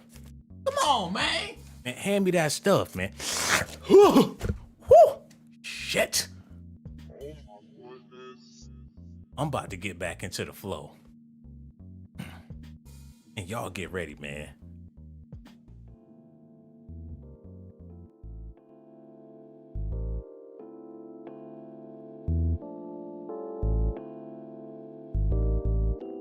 Living immortal. Treat me like a Squirtle. Ain't no Pokemon. And ain't nobody joking, man. I'm about to let y'all know how it go all the way from the West Coast, the best coast. Biggie saw he killed me, but I'm still alive. Can't even look me in my eyes. Eating all them fries. Ugh. Okay, I'm done. I can't do it. I'm sorry. Delete the whole video. I'm gonna delete it. We gonna have to take this one from the top. And I got an explanation, man. I ate about 5 burritos, a half a bottle of Hennessy. I just ain't got it tonight, but I promise I'll be back with some more flow. Okay, we gotta keep it moving. I don't forgot. Oh, the conversation with Suge Knight. Let's get back to that. Okay, listen to this, y'all. Saying Orlando was not the shooter, although you won't say who the shooter was. You are not saying whether Keefe was involved in any way in the shooting. And you are saying that if you're called to testify by either side, you will not comply. You will not testify. Do I have that right? 1,000%. I wouldn't go. I wouldn't testify. None of that. At the end of the day, free Keefe D. You know what's really interesting is that he is pulling back from Keefe D's own statements. Right. Which is But I will bizarre. say, so Suge is saying it wasn't Orlando Anderson, which is something that has been widely believed on the streets and alleged in interviews. Keefe D himself has said it, that Orlando is the person who pulled the trigger, and Orlando Anderson died a couple of years after Tupac did. Right. Man, Suge gonna eat good tonight. He on the first 48 or the first 48 years. He could get a steak sandwich every weekend just by coming up with a new account or dropping a dime every now and then. Giving them little hints and shit. He could come up with shit. It's not like they gonna have no real proof. They didn't have all this technology and shit back then. It wasn't no Facebook, no Twitter, no Instagram. They could run this shit in the ground. You can't pull that in the near future because people could look back at storylines and time tags and call some bullshit. But these old heads done figured out how to rig the system. Tell the story here, tell the story there. It's gonna be a sound bite. It's gonna go viral. It's gonna generate money. Who don't want no damn money? They can build a whole economy off of bullshit. Backtracking and recantations, and they could just feed people garbage. It ain't gotta be the truth. If people believe it, who gives a damn? It's all entertainment. Suge just provided the world with like 5 months worth of entertainment to stack onto the Keefe D drama. And if they want to tie Snoop Dogg into it, man, it's going to be people in New Orleans concerned because he was with No Limit. Ain't that Woody, homie? Oh no, they got Woody. Oh no, not Snoop Dogg. Fuck them niggas, on them other niggas, cause I'm down for my niggas. I need to take my ass to sleep. And I'm over here playing the video game. And ain't nobody hit the like button. What's that all about? We got over 1,000 people and ain't nobody hit the like button. That's cold-blooded, man. 1,000 people and 300 likes. That's hatred. What did I ever do to deserve this, man? Is it that many hateful people in the world, or y'all just forgot to hit the like, man? Please hit the like button. And for the people in the chat, can you let them know that we need them likes really, really bad? Because I'm about to give y'all some more information and you gonna like it. So y'all want to wait till after I give it and then hit the like, or y'all gonna do it now? Either way, we about to get back to the show. And I appreciate y'all for watching, regardless of if you hit the like or not. Okay. This is the final blow to everything we've been talking about.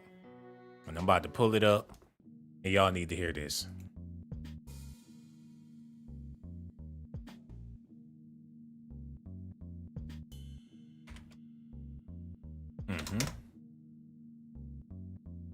Okay. All right. Let's do this, man. Listen. I was getting into it with my girlfriend at the time. And we just kept getting into it. And all of the niggas on Death Row Records was like, man, fuck that bitch. Nigga, you Snoop Dogg. You can have any bitch you want with you, some hoes, nigga. And that nigga Tupac came to me and said, man, fuck what they talking about. No copyrights is. So basically, he's saying that Tupac is responsible for his marriage sticking together when he was going through it with his wife back in the day. So Pac owed this man more than what he been more than whatever. Okay, listen to this. I've come to LA to meet the creator of the most anticipated rap album of all time. Bow Wow Wow. Snoop Dogg's album, Doggy Style, has already sold advanced orders of 2 million. Yippee yo, yippee yay. Released last Monday, it sold out immediately and is the first debut album ever to enter the charts at #1. Doggy Dog's definitely in the hells. All this from the ex-Crip drug dealer who's currently on $1 million bail on a charge of accessory to murder. What's my name? Snoop Dogg, Oh my God, they trying to kill me with this shit. He was a cover star, but he's now set to become hasn't always learned from that experience. A whole lot of shit. Shit that you can't experience on the streets. It's rarely unexplainable. I can't explain it to you. You'd have to go there yourself and see. And I'm not telling you to do no shit to get in that position. But if you fuck around and do that type of shit, it's gonna happen. And I'm just advising young brothers and sisters and whoever that's paying attention to what I'm stressing, that ain't the place to be. But Snoop's still... Keep on with the shit. Snoop's most wanted murder charge hanging over him. This is one #1 rapper who may not have much time to enjoy the fruits of his success. And screaming and hollering over the music. From the depths of the sea. Oh my God, they gonna kill me with these copyright shits. I'm trying to show y'all the image that they created of this gangster Snoop Dogg is no better than the image they created of Tupac when they said that he was a gangster, when he was really a ballerina back in the day. Hold on.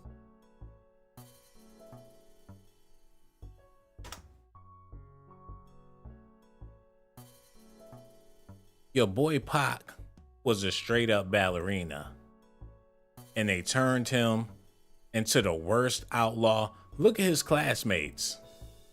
He got some Hollywood elites that he went to school with. The thug life couldn't have been that bad growing up. He talking about Dear Mama and eating cereal with roaches in it and shit. He raised up around them thugs. He was living that Saved by the Bell life. Al B. Shore was his homie. Had bad red bone bitches all in high school. We grew up around the corner from the drug dealers. It don't look like it. He was in school, basically on the Saved by the Bell shit.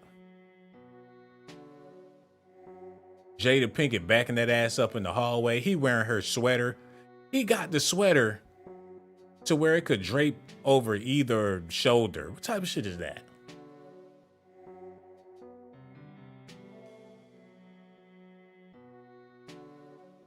This nigga was a freak. Hold on, what the hell? She got her leg up. What the fuck?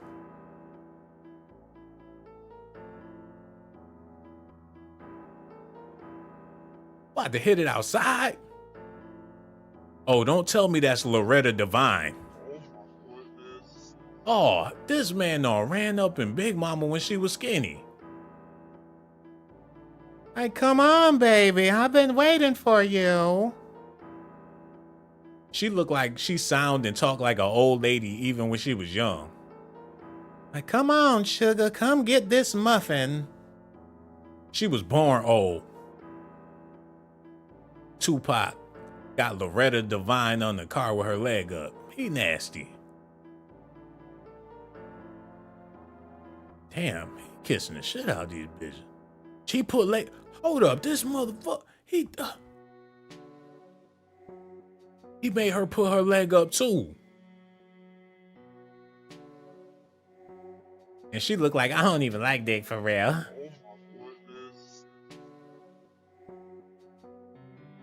She looked like she just got done giving that sloppy toppy. Like, yes, daddy. Will Smith ought to smack her for taking this picture. She all submissive to this man.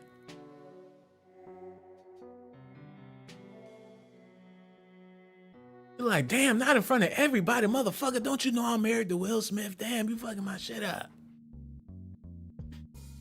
Wait, Pac, don't. You're like, man, fuck that nigga. Come here, girl. Pac, not in front of everybody, damn. Stop playing with me, J-Dub. He done seen the booty for years. He feel like that's his pussy. Oh, you messing with... He probably smashed that ass out of spite. Still fucking with that lame ass nigga Will Smith? Yeah, but he got my nails done. He better. You know I ain't got no motherfucking money.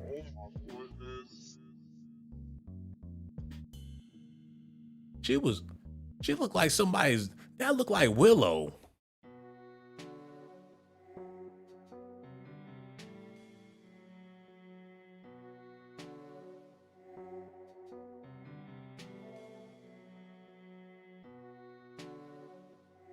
Is he Willow and Jaden's father? He could be Jaden Smith's dad. The older he get, the more he look like Pop. Hold on, y'all. Something going on.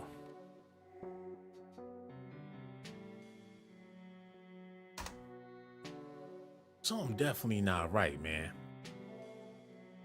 The older he get, the more his face is, and his nose and his eyebrows is chiseled like Tupac. Maybe he has some leftover DNA inside of Jada when these boys was conceived. He don't look shit like Will Smith. Not even a little bit. But he sure do look a hell of a lot like Tupac Shakur, though.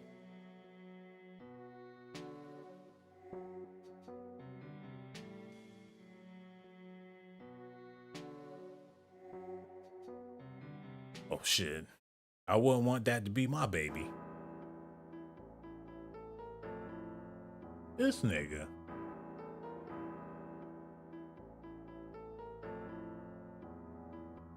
Pharrell Williams got to him. That's the only explanation.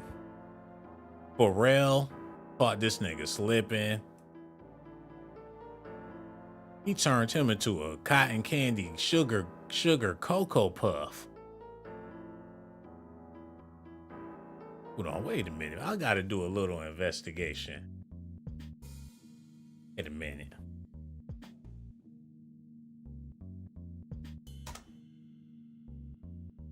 Told y'all. Told y'all. Told y'all. Pharrell had to get to him. Jaden had his hair colored pink, and Pharrell got his shit colored orange.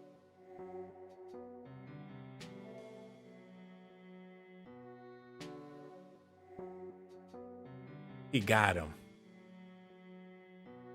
Usually when people start looking alike and they got the same swag,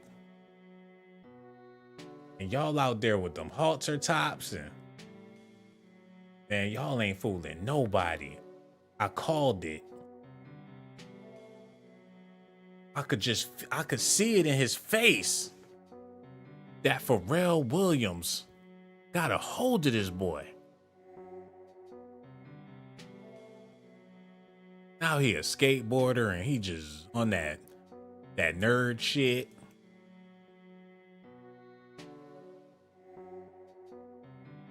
He be out in Hollywood looking oh so zesty. I'm rich, daddy got money. Him and his sister ain't never worked a day in their life. And then got the nerve. Hold on. What type of bullshit is this? Oh my goodness. They had to share clothes? Maybe Will and Jada was broke. Send your kids to school with the same pants and the same jacket, the struggle is real. Like we was so poor, we only had one coat. The shit is this? The world gonna blow up and they rich ass is still gonna be good. Like we've joined the dark side. If you don't have a pass to live underground, you won't be able to go. The Black Addams family. Weird. Okay, I'm about to get off. I'm about to, okay, we about to move on. Because there's some other stuff we need to be talking about. Not Will Smith and how Jada Pinkett and all this shit was going.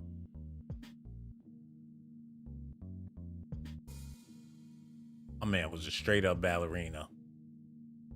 He inspired a world full of thugs. Like, yes, I'm gonna do it. It ain't zesty if it's gangster because thugs is thugs. What do you think? Men go to jail all the time. Y'all think niggas go to jail and don't be looking at each other? I know them niggas be looking at me. That's why I'ma do it real thug nasty. If you really want a man, you gotta be a man. Like a manly man. You hear me? You understand me? I'm about to put 2 and 2 together. Cause when they see my 6-pack abs, I'm gonna be built up like a soldier, mama. Woo! I'm coming for your money, your girl, your cars, your man. I'm coming for everything, baby. I'm gonna be greedy. Hold up. How he gonna be 17 years old with the John Amos hairline?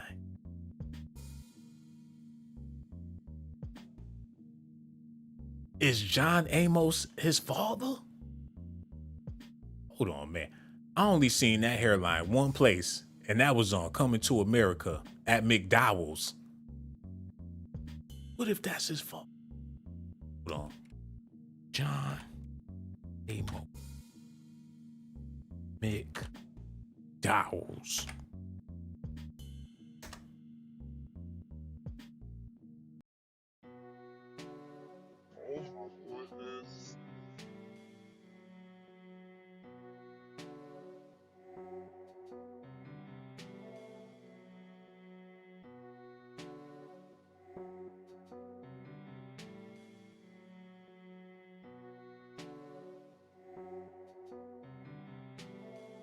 Hold on, man. They got the same exact hairstyle.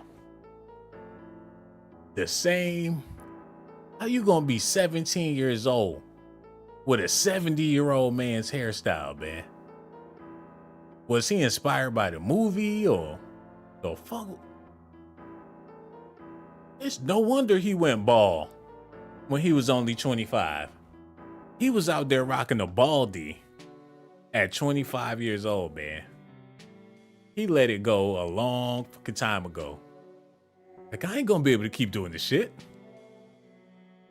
In high school looking like George Jefferson. And I hate to be speaking. I hate to be speaking on.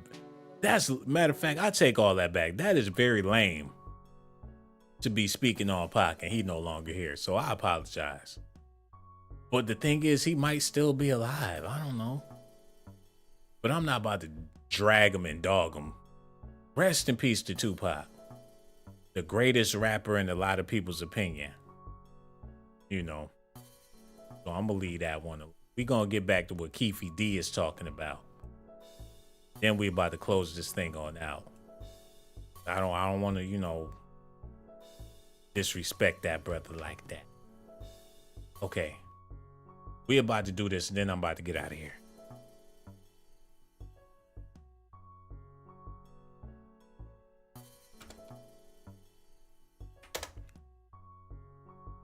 Oh man, please tell me they got what I want to see. Oh, this is it. Okay, here we go. We're going to end it like this.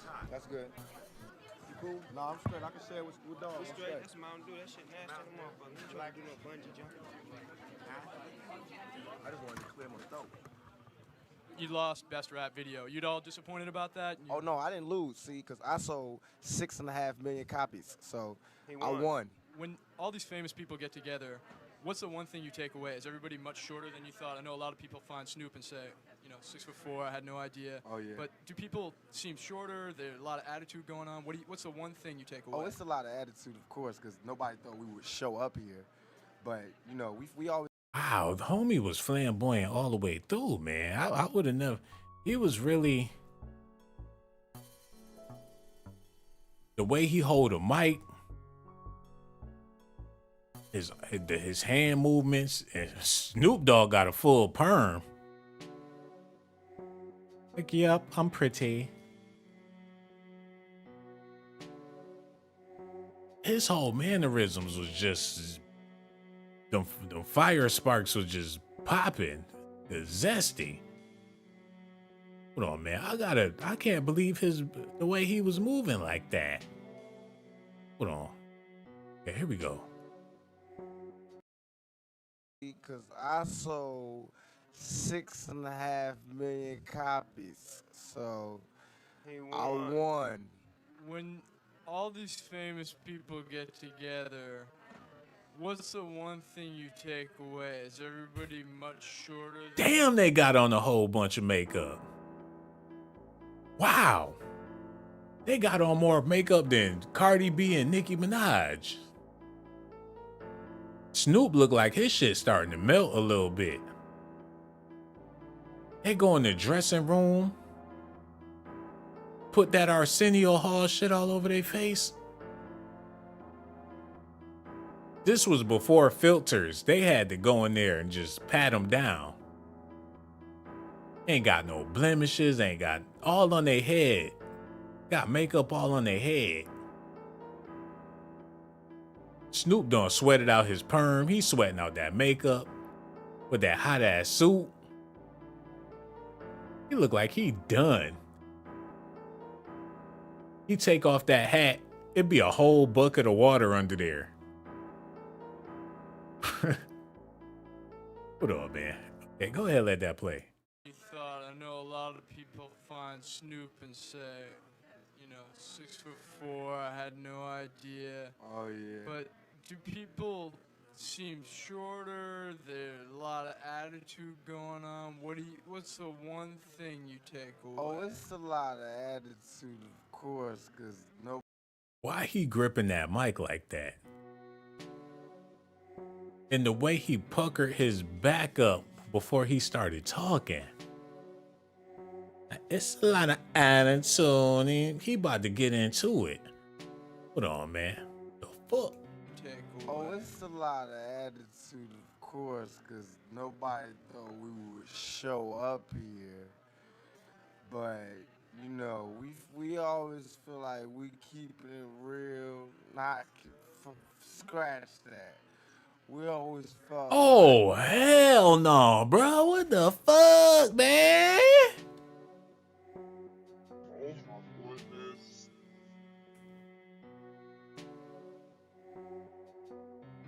Wow. And fuck that. Matter of fact, scratch that. Fuck that. Like, what we doing? Like, he sound like Sexy Red or one of these new school girls. He shot me. What if he reincarnated in Megan Thee Stallion? Nigga shot me both on my feet. Scratch that, fuck that, like, where them dollars at? Like, where Suge?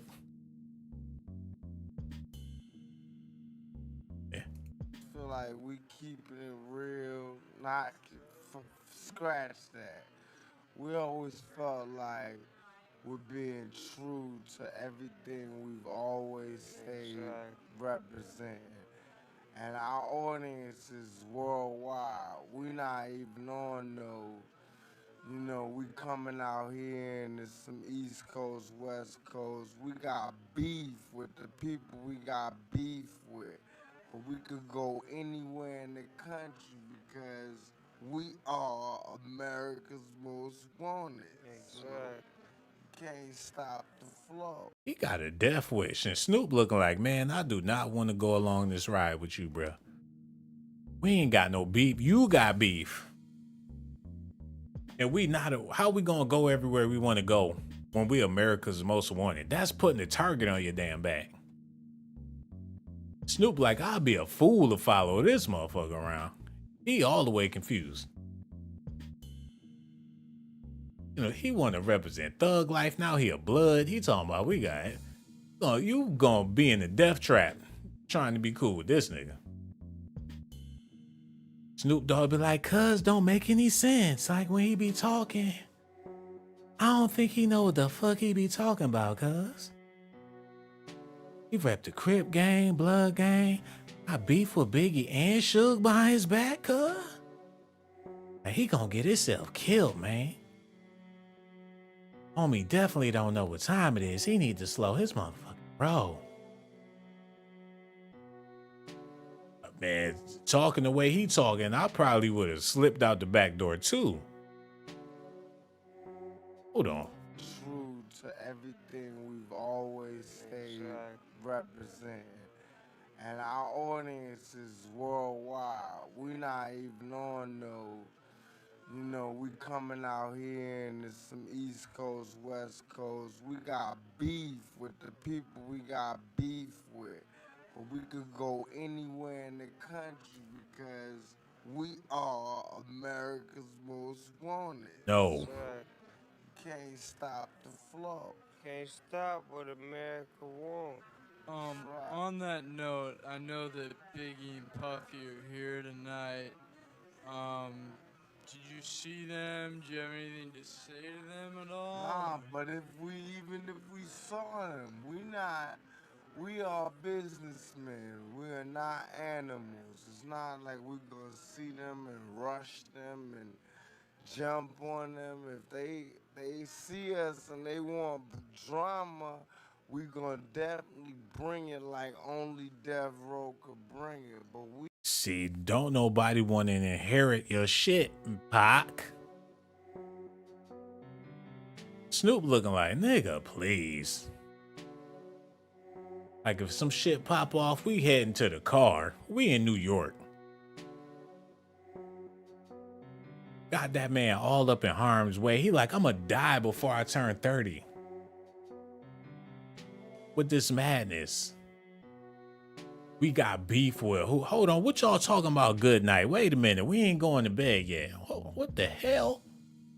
Did she really just say good night? We ain't done yet. And somebody talking about, hold on, CMO said, hi, I just found this tonight. Genius. Thank you so much for the love, beautiful. I really do appreciate that. Good God Almighty. Hold on, wait a minute, y'all. That's a bona fide dime. On some Hillary Banks. How you doing, CMO? GMO, CMO, it really don't even matter. Is this live recorded? Yeah, well, I'm right here. I'm right here. And you stay right there. And as far as 12 trying to leave, get some, hold on, good night, Sean. Get some rest later. Who said I was tired? She trying to put me to bed. She thinks she Jay Holiday, trying to put me to bed. We making fun of a real ass situation, but many don't and don't know. So she's offended by my content. I am Marcariza is in the building. She said, Sean, you're 400 pounds. Go to sleep. Hey man, this is a good workout. I'm doing a good deed by staying up, man. I could have ate and went to sleep. I'm trying to get over the itis. Y'all ready for me to leave? Yanni McWho says Snoop definitely looks concerned. So y'all sick of me. First of all, everybody, I came here to talk about Snoop Dogg. And y'all want to call me a 400-pound bastard? And all I'm trying to do is give y'all the information. This is rude. Nate, he is funny. The fuck you gonna do? Yo, let them know, Nate. Tuna Woohoo said they understand how powerful making records was. All these record companies been making money, if not trillions, since jazz era up to the current times. Hey, that's nothing but a fact, man. Like, if it's selling and people buying it and people want to listen to it, hey, whatever floats your boat. If that's going to get you in the record store to buy the CDs or whatever the case is, if you like listening to gangster rap, you want to hear people beefing and all that shit. But you know what? It was East versus West, right? So you got to think. Competition was something that people loved back in the day, especially if it was friendly competition. Like the NBA, you got the Western Conference versus the Eastern Conference. You got the Lakers versus the Celtics. You know what I'm saying? People always like that East Coast, West Coast rivalry. So when the beef popped off, they're like, oh, this is like basketball, but on a hip hop tip. People looking at Tupac like he Kobe, and they looking at Biggie like he LeBron or some type of shit. You know what I'm saying? Or they was looking at Tupac like he was Michael Jordan, and Biggie like he was Shaquille O'Neal. You know? Anton West is in the building. What's up, bruh? Yolanda Coleman. Back then, things was a lot more competitive all the way around. Nowadays, it's nothing competitive. Basketball is dead dookie, man. It's trash. They not trying to compete. They trying to link up and be on the same team. They want to play buddy ball. An NBA game is a pickup game in a basketball arena, man. You can find a better high school game better than the actual NBA game. It's just garbage. They get away. They could shoot all them threes because don't nobody be playing no defense. If they was playing in the league where people was really playing defense, Steph Curry he'll be one injured motherfucker, man. If Steph Curry went back to the 90s, they would have broke all of his limbs. He want to stand out there. Soon as he go to shoot a three, you got somebody there to knock him on his ass. So back then, when Biggie and Tupac was beefing, people loved the rivalry. They wanted to see who was going to win, but nobody thought it was going to end up the way it ended up. Nobody wanted murder. People just wanted to see a show. This is entertaining. When Tupac hit him up, you never heard nobody publicly disrespect somebody like that. Now you can get on IG, Twitter, and people talking shit about each other all day, every day. Your mama got a thread about your auntie, your cousin going in on her mama. Everybody drama is out there. Back then, if you didn't know, you didn't know. Tupac put their stuff on public display in the most vicious way. On some bad girl shit. And no disrespect to Pac, but that wasn't no man shit. Or no shit no real dude would do. Like they say, real G's move in silence. Tupac got on the megaphone and was putting all they dirty laundry out there in the street. And Biggie like, damn, I ain't about to do no shit like that, but I will subliminal your ass to death. It is what it is. Snoop Dogg is the king of the West Coast. He gonna be forever as far as I'm concerned. And if Keefe D want to pull a Suge Knight and pull some shit out his ass and change the whole story and put Snoop Dogg in it, people gonna take it and run with it. And I would hate to see this man's career be jeopardized by some shit that happened 20-some years ago, man. You know what I'm saying? Okay, let me give a GMB roll call before I get out of here, man. Ronald Elmore, Peanut 905, Monique, Mo Love, Residence is also here. Yolanda Coleman, did I say her name already? Eva Watson. Yo, everybody watching, I want to thank y'all again. Young D, Tune In, Juliet, Davila, CMO, welcome to the channel. She said the 80s and the 90s were the best. Yes, indeed, man. You can't get no better than that.